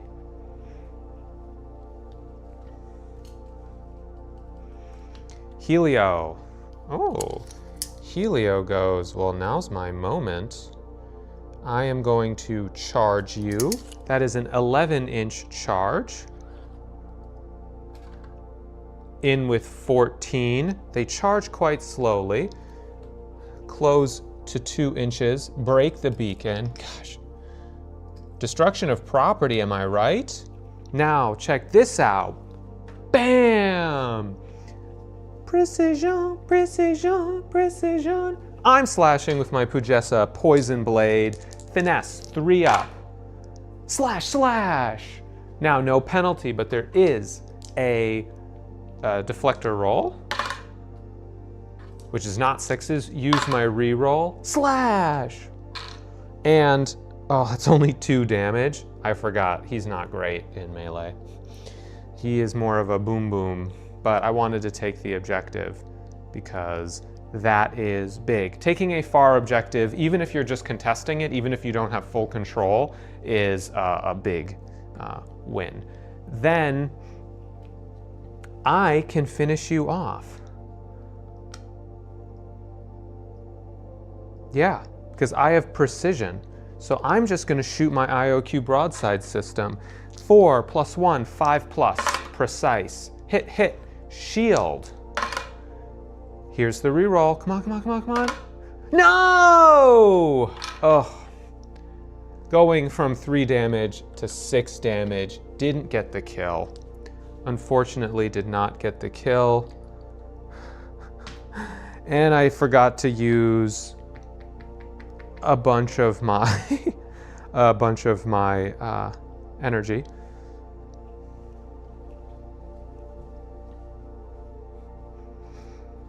Mouse. Mouse is hurt, but everyone, I don't have any aid tokens. Lose my deflectors. Ooh. I'm not gonna get Vesa. I wanna hold that objective. That objective is important. Well, let's see, 1, 2. Do I need that objective? Oh, let's do some command stuff. They currently have 1, 2, and I have 1, 2, 3 points. If I do this, it's 4 to 2. So I would be giving up a victory point if I gave up this objective. So I guess what I'm going to do is I am going to shoot you with my T-Quake heavy cannon. Can we line up the cinematic shot? Ooh, yes. It is not going to be precise. 3+. Let's go. 4 damage. Bang. Huge hit. And then I'm going to use my supplemental action to reactivate my shields. And this is just a classic tank duel. Anybody play Call of Duty 3 back in the day? It's a tank battle. Okay. It's turn 4, which means I have initiative.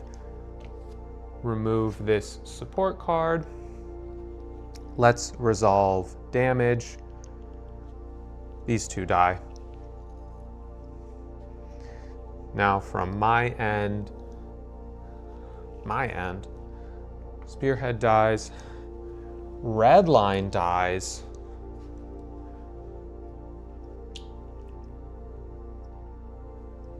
and with Redline dying. That is a point for red.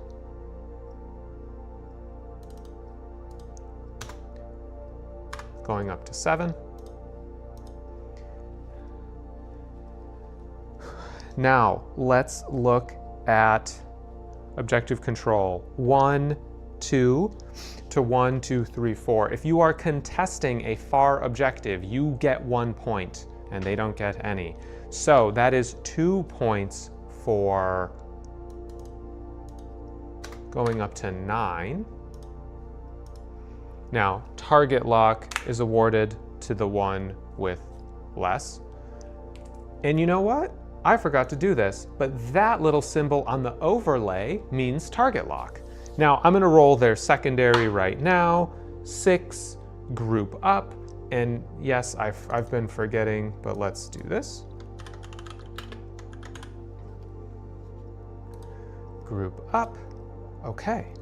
And we will go to turn 5. Turn 5 is their initiative. Good, everything's working out. Let's see. You don't get an extra energy because you're already max energy. Switch initiative, gain energy from generators. I will gain 3 energy. I will draw 3 command cards. 1, 2, 3. I'm not gonna reveal it, chat. This is looking good. This looks good. And I don't get a secondary. I maxed out on energy, and I get 3 command cards. Okay. Now remember, group up. Group up means the goal is to have 2 units, move 2 units within their zone of control. So the backside of the normal play cheat sheet is the advanced rules insert. Group up, move a unit within the zone of control of another friendly unit that started the turn outside their zone of control.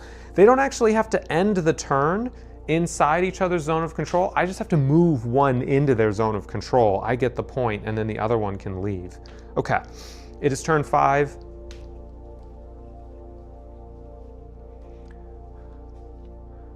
All right, I have 1 final artillery strike. I'm going to save it.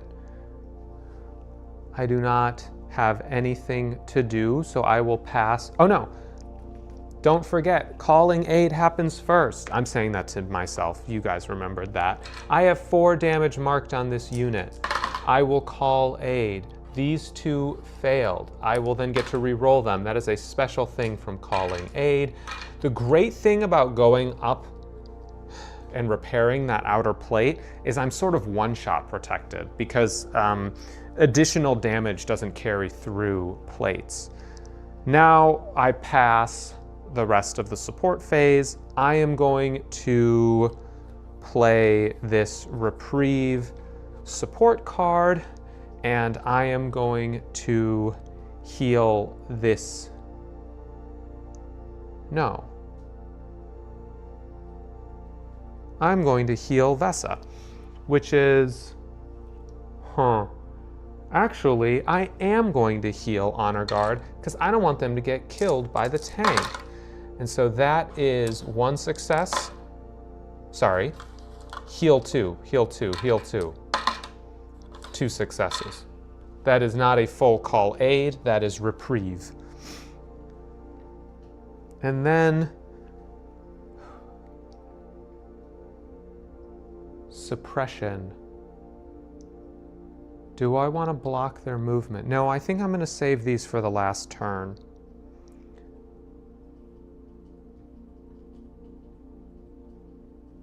And I'm gonna see if I can do something other than artillery strike here. All right, let's go to orders. I'm trying to show off some of the fun things you can do with target lock. Vanguard. I mean, obviously we're charging. We're guaranteed in because it's an 8-inch charge with the thing. That wasn't helpful. It is an 8-inch charge because it is 6 inches on board, plus 2 for this. But, and the rules are that if I can't get to an exact 2-inch location, you just kind of adjust things to the closest possible location that maintains the proper objective scenario. So everyone technically gets on the objective. So I moved so that makes sure that everyone is on the objective. What am I doing? I'm slashing. 5 up. Penalty. You get a penalty if you're charging someone who's already in melee. Also, there was cover between them. So there was 2 reasons to have a penalty. It didn't hit. Didn't hit. Not quite as deadly as the last time. All right. Vesa is going to use an energy to trigger their resourceful trait and do that. Then this is an 18-inch charge. I'm going to spend an energy to trigger my aggressive trait to give myself plus 4 inches to make it a 14-inch charge, which I still fail with a 13. Oh, that is incredibly tragic. I think what I'm going to do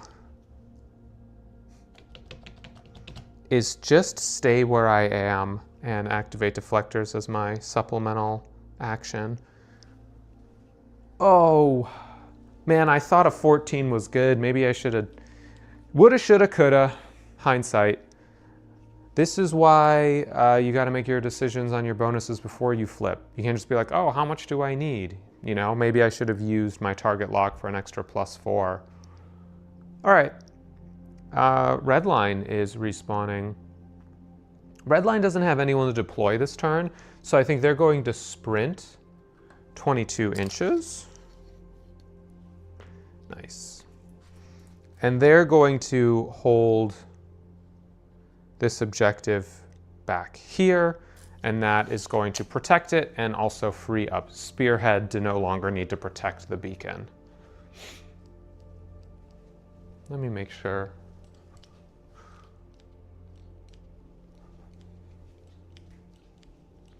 Okay. Anna's Finest said, oh, you fell for my trap card. This goes away. I am not formation eligible. But you got excited and wanted to take out the tank, and so you left my units 10 inches away. Let us flip in with 20. Yes. Now, technically, I do get on the objective. So what we do is, again, we just kind of nudge to, we nudge units as needed to maintain the correct objective. The correct objective situation on map. So when you charge to 2 inches. That's the melee zone of control. The tank is a bigger model and the horses stick out. So when you combine all of that, the models touch each other. There's like 4 inches between them. So I just nudge the tank back a little bit so that we can mark that the horse is correctly, or that the Dragoon unit is correctly contesting that far objective. Now, I am going to slash. I have 4 attacks. 3 plus 1, 4 up. This is a miss. No penalty, but I do have a deflector roll here. And then 2 into 3 is a 7 up. 2 damage into 3 armor is a 7 up. No hits. I'm not actually worried about doing damage there. The big thing is that by charging the tank, I'm sort of turning their weapons offline for the turn because they'll have to disengage. Spearhead. Spearhead is here and small. Spearhead. All right, Spearhead is going to run. They are going to get 14 inches. They are going to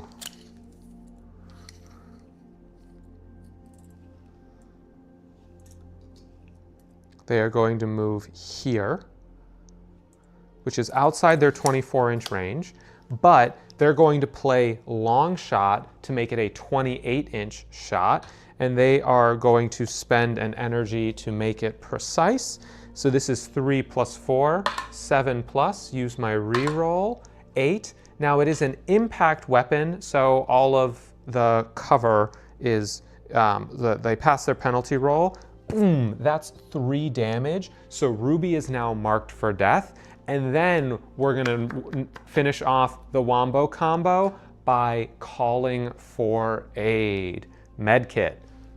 Boom. Now that was an activation. That's an activation. That's what the advanced rules are all about, being able to do really cool plays like that.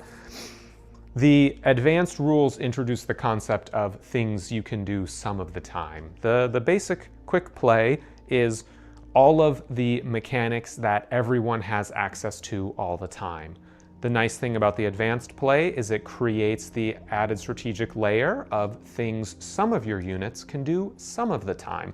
And I think that's a really interesting place to exist. Okay, Firestorm are going to use target lock to give this strike precision. They're going to use their Chirikesu battle axes, and they are going to be 3 plus into this guy. All right, 3 plus. And that's 3 hits. Each one does 2 damage. So 1, 2, plate.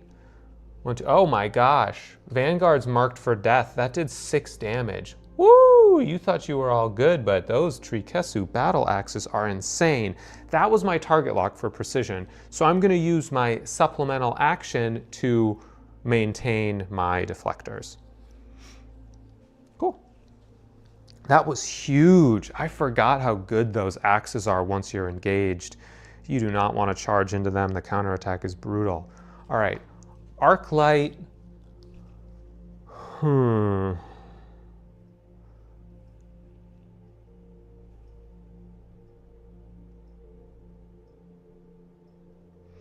Command cards are good.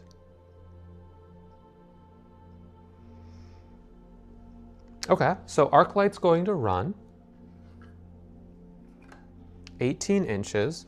I am going to sit here and nip this edge, and I'm going to shoot precision with my carbines. 4 plus, no evasion. So those are 4s. I am going to save my reroll. Deflector roll. I am going to use my reroll here. All right, 3 hits get 2. 3 damage into 4 armor is a 6 plus. So that's 1, 2 damage. Ooh! Vesa is very, very, very close to death. Just barely hanging on.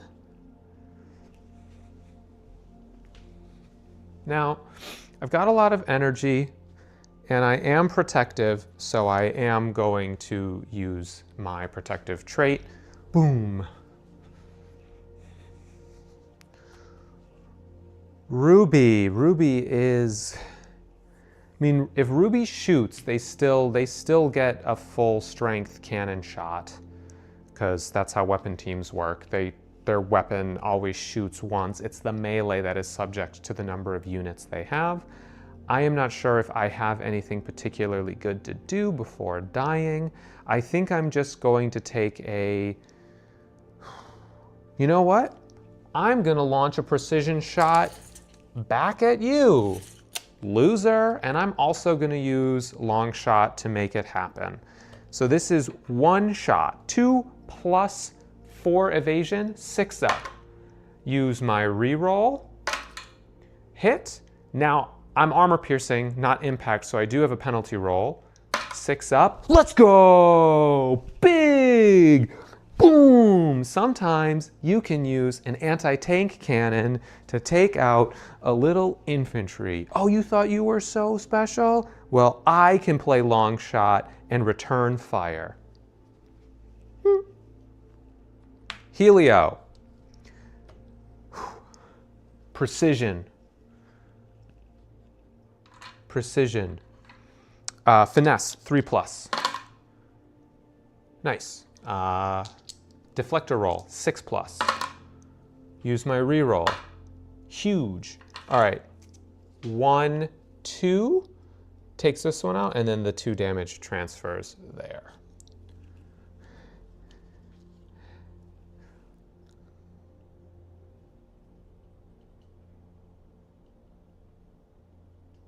And I will use my last energy to activate deflectors. All right, Violet, I can discard anytime I activate, so I'm going to discard there. I am... Ooh, I can make a formation, so I am going to run. Nice. And so that basically says that if I put myself right here, that is 8 to 9, that is 9, that is 9. But unfortunately, I'm going to be sacrificing my offense this turn in order to create that formation for the last turn, but I think it's worth it. And Mouse. Mouse is at 6. If Mouse fails both disengage rolls, they die. But they're gonna die next turn anyways. And it's worth 1 point. So I either give them up this turn, and maybe have them next turn, or I give them up next turn, or I stay in combat and probably lose them next turn. I'm disengaging. Oh, I don't have any energy for pragmatic. Okay, well this is good. This is how disengage checks work. It's 2 dice per engaged unit. There's 1 unit engaged with me, so I roll 2 disengage checks. My disengage number is 7 plus. Anything 7 and above is fine. 6 or below, I take a damage.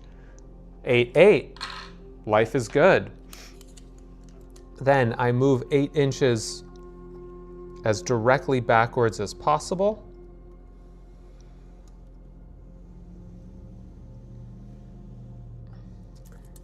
They get a 6-inch adjustment move, which they'll do something cheeky like that to try to block me off. And then I can either, after disengaging, I can run, shoot. No, sorry, after disengaging, I can run, activate deflectors, or call aid. Honor Guard's probably going to kill me if I call aid. So I think what I'm going to do is I'm going to run, and I'm scared, so I'm going to play Frantic Dash to give that an additional 4 inches, which turns my 10 into a 14. And I think that is important because that allows me to run away. And now you're gonna have to, oh wait, I gave up my formation. Well, this is better, this is better. The formation was a backup plan. Okay. And now, Honor Guard. Does Honor Guard go tank hunting? Well, I'm not gonna get the formation anymore, which is fine. So that's okay, because this is better than a formation. I am going to run 20 inches. I am going to hunt you down, get within 20 inches, and just IOQ broadside system. 4 + 1, 5+. That is a dead tank. That 5 was what we needed. Fire! Fire! 1 confirmed hit, Commander. Excellent work, team. Boom. Bummer. Bummer. Man, it's all fun and games until they start using armor-piercing rounds. Okay. Let's resolve damage. I lose this unit. I lose this unit. I lose this unit.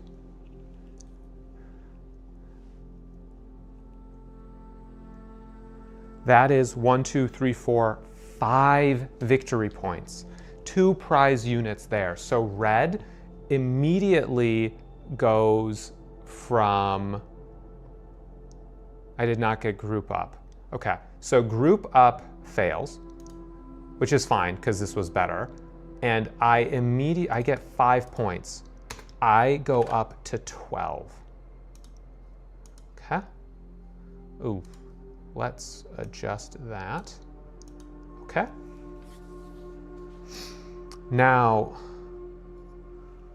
green does kill Ruby.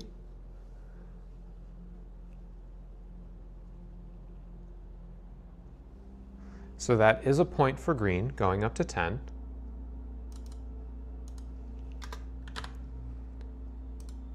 Now let's look at objective control. So I have 1, 2, 3, 4. If I fully control a far objective, that is worth 2 objective score. So my objective score is 1, 2, 3, 4, 2, 1, 2, 3. If it's contested, it's 1 point for the person who's, you know, the far person.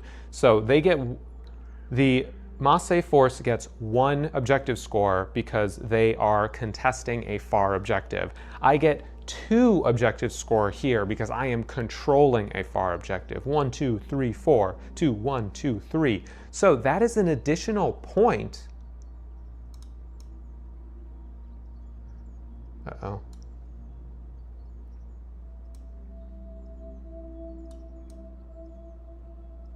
What am I moving? Oh, target lock. Okay. So that is an additional point for here, up by 3. Okay. So that means that player 1 will get target lock because they are down on board. They will also get a secondary because they are down in points. They won't get 2 secondaries. They're not down by enough. Defend territory. So basically they have to clear out those horses. That's going to be tough. Ooh, well, look at that. Why is that? There we go. Defend territory. Okay. We are ready for turn 6. And no, ooh, okay.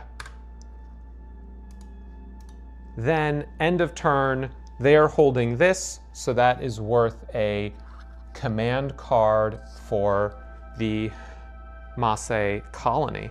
Okay. Turn 6, I have initiative. I will gain 2 energy from my generators. I will gain 3 command cards. Fun. I can work with that. I do not get a secondary goal. I am up by 3 points. I will gain 3 energy. I will gain 3 command cards.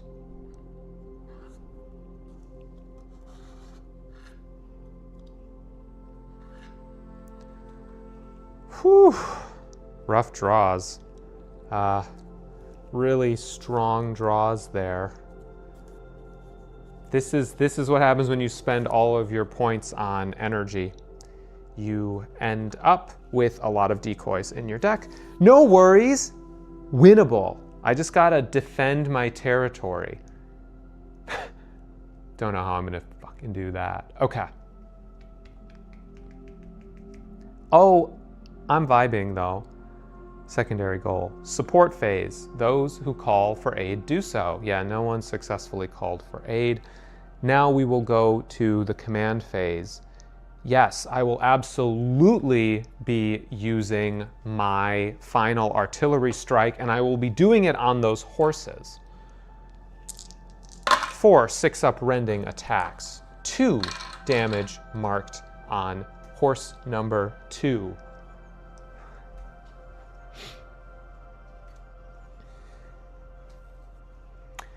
I will be putting down suppression. Suppression are these fun craters. Very cool little craters. The STLs are available, blueechogames.com.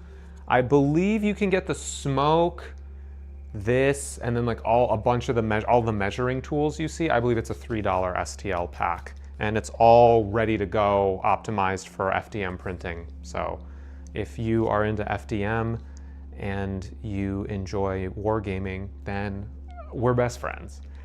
I am going to try to block some movement because I want to... I'm red. What do I want to do?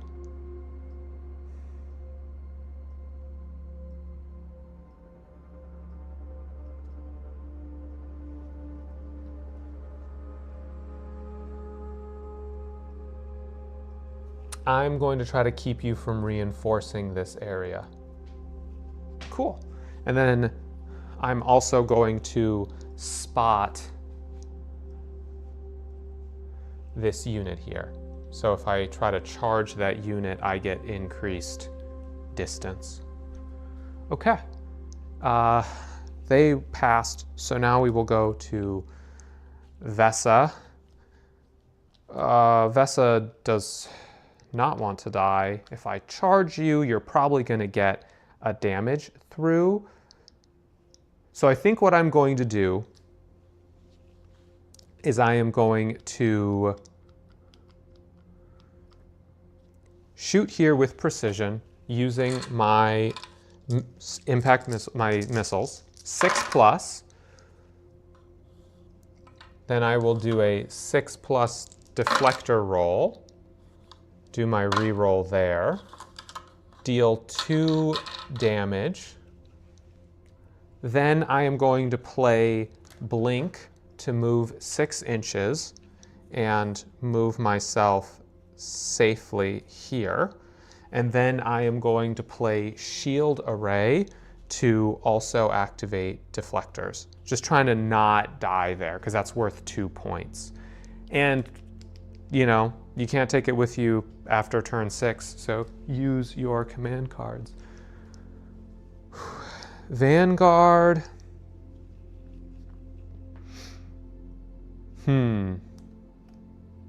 This is tough.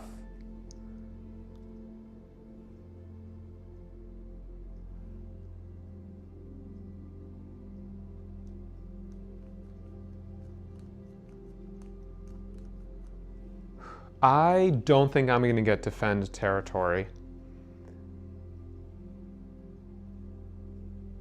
I think that might be a little bit too much to ask.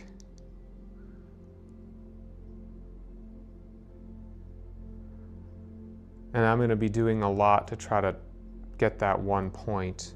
So I'm going to have Vanguard sprint, which is 16 inches.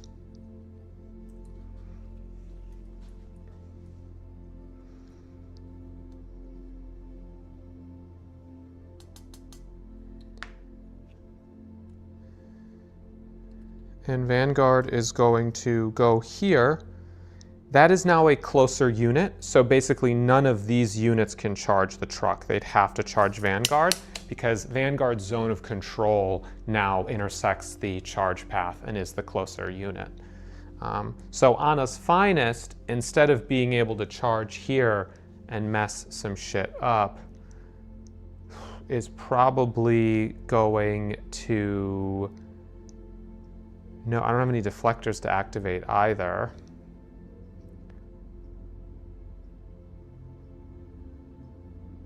Probably going to attack. If it's a close game, it does come down to residual damage. So I'm going to do a precision attack with the sharp tip cartridge carbines, and I'm going to do that on Vanguard, because every bit of damage that I get could theoretically mean something. All right, 2+. I deal 3 damage. Let me make sure that shot was... Yeah, that shot was wide open. All right.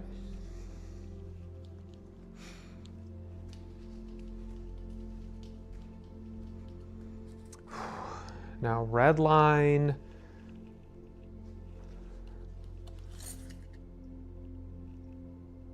Redline's not in range. Okay, Redline is going to run 18 inches.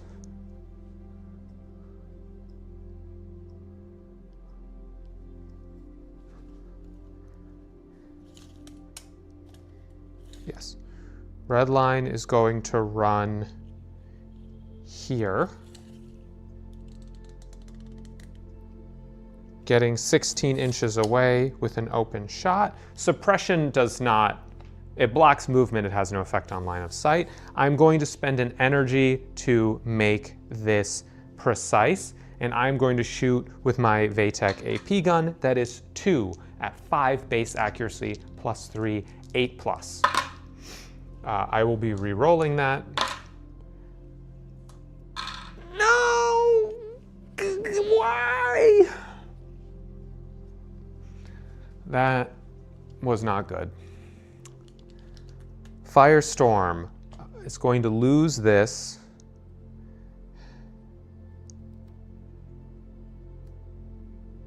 And is going to... I can't get the kill. So I'm just going to attack normally. You can't get the kill either. Oh, you've got some chance. I'm going to attack and reactivate deflectors. I have 2 Trikesu battle axes, 3+3, 6 up. Both hit, 6 up deflector, 1 hits. That is 2 damage. Is there any damage pips I can steal? No? Okay, I guess I gotta buy more damage pips. We'll mark that there's a 2nd damage there. All right. Spearhead.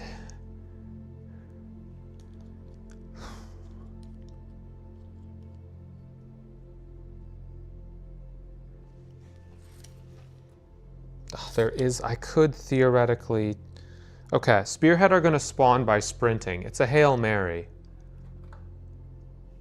26 inches.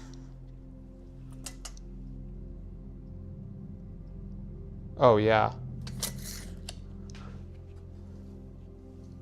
So they're able to run around here, avoiding zone of control, and basically getting right on that zone of control there and contesting this objective. Now, if I'm able to kill this unit, then I will, that would be very, very, very, very good for me. And you know what? I gotta save, I gotta kill that unit. All right, Ruby. Ruby doesn't really have anything to do, so they're not even gonna bother spawning on turn 6. Like, well, actually sprinting would be smart, because if this unit dies, I want them on the thing. So 18. Oh, they can screen for Vesa. Ooh. Gosh, and I was thinking I wasn't gonna spawn them, and I'll discard this decoy. Haha. Arclight. Well, now Arclight don't have any great options, except for trying to kill this unit, which is absolutely imperative.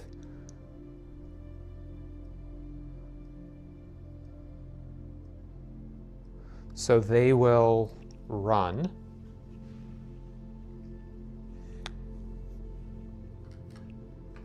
Oh, oh, 8? Are you joking?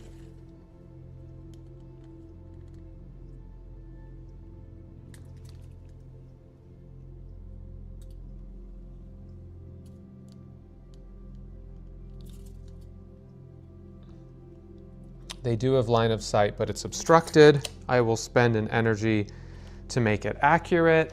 They are going to take 6 carbine attacks. 4 plus 3, 7 plus. 9, 9. Okay, I will definitely be keeping that. 6 up penalty.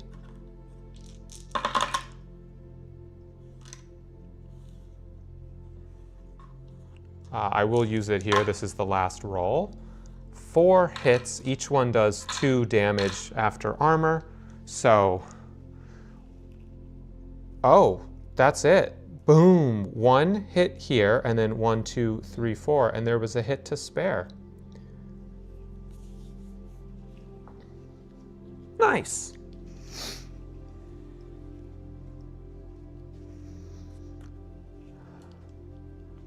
Violet. Well, Violet can still mess things up for you. Violet is going to run. Oh, and now I get Snake Eyes? Now I get the 8? Oh, well that messes things up. I can't get that objective. I can't take that. I guess residual damage matters. So I'll just move and take a sniper shot. Hit. Ooh. All right. Helio. Helio survived. So Helio's going to go precision here, try to do as much damage as possible. 3 plus finesse. Both hit. 6 up energy roll. Re-roll the deflectors. Nothing. Okay. Oh, because of that, I will activate this to do a bonus attack. So 5 up, 6 plus rending. Penalty, or sorry, deflector, 2. So that's 1, 2. So that does deal some damage. And then we'll use that there.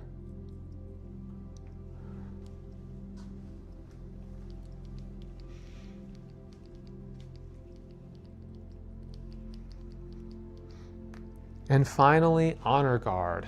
Well, I really would like to mess with this. There is space here to take something. There's also space, not quite. So I'm gonna have Honor Guard run. 16 inches, okay. So the center point is here, and that's what matters. I do have 16 inches. I believe I can back onto the objective like that. Yeah, because it's 5 inches. I'm just off. Haha! Messing with you. And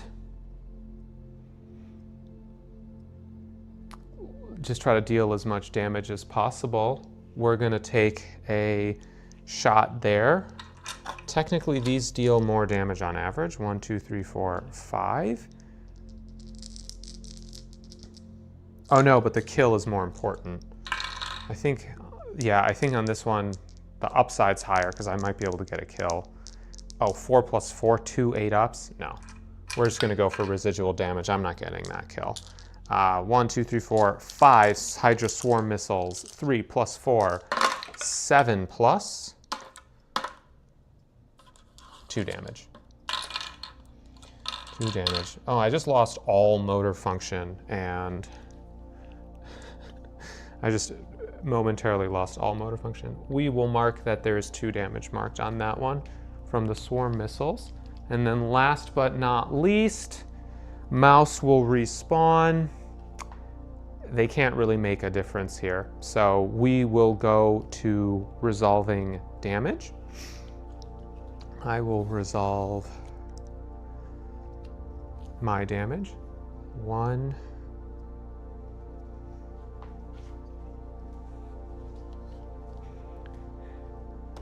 And here, resolve damage. Dead. And 1. Okay, so that's 1 point for, that's 1 point here for kills. Now let's look at secondaries. I did not properly defend my I used my target lock. I did not properly defend my territory because I was here. Now let's look at objective control. 1, 2, 3 to 1, 2, 3. So it's tied objective control. 1, 2, 3. I get a point because that's far. 1, 2, 3. You get a point because that's far. So there's no points for objective control. Then let's look at residual damage. How much residual damage is here? 1, 2, 6, 7, 8, 9. Got it. So they will get a point for residual damage. Green will get a point for residual damage because they have 10 or more damage marked. How much do I have here? 1, 2, 3, 4, 5, 6, 7, 8, 9, 10. Exactly. So player 2 also gets a point. So residual damage was a wash. And then we'll look at courtesy points. All units. Okay, you get 4 courtesy points. 1, are your units painted? Yes, everyone has painted units. Are your center points and lieutenants clearly marked? Yes, everyone has special hats or clearly marked center points. Were your modeling decisions accurate and honest? I.e., if you said you had axes, do they look like axes? Yes, everyone had very honest modeling. I 3D printed little bits to make sure everything was good. And then did I create a cheat sheet for my opponent to be able to see the different descriptions and defense profiles? Yes. So everyone gets 4 courtesy points, 12 to 16, and 14 to 18.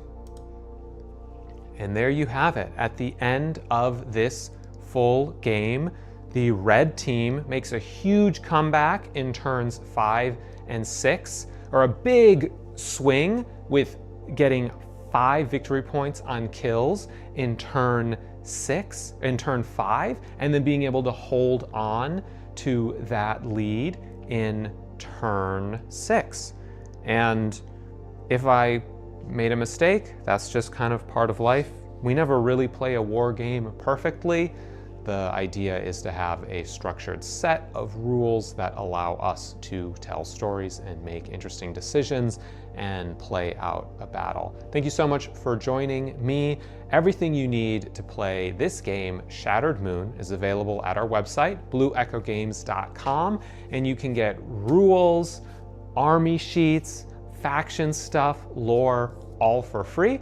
If you like some of the terrain that you saw, we currently offer a Future Fieldworks terrain pack, which is optimized for FDM 3D printing. Same, we have a timeless terrain pack. We also have these pieces here. There's a pack of STLs, I believe 14 different sculptures. They're all just ready to place on a print plate and print with FDM printing.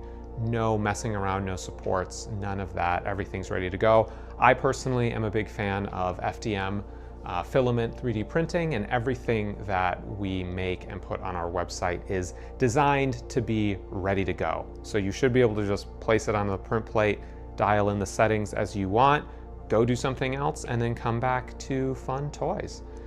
Thank you so much for joining me. We have a free Discord as well if you want to talk about Shattered Moon or share some of your modeling. I would love to look at what people have been painting. I would love to talk about armies, theory craft builds, talk about fun scenarios, etc. That is available in the link below. Thank you so much for joining me. Those of you who are tuning in to the edited replay later, thank you so much for joining us after the fact. Let me know in the comments what you thought of the game and what you're excited about for Alpha 2.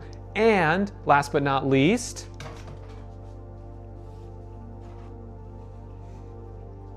just kicked it. Don't forget to be super duper hyped about this sweet flying mech that should be available for anyone who wants to get the STLs and print themselves very soon. So thank you so much. I'll see you all in a week or so. Bye.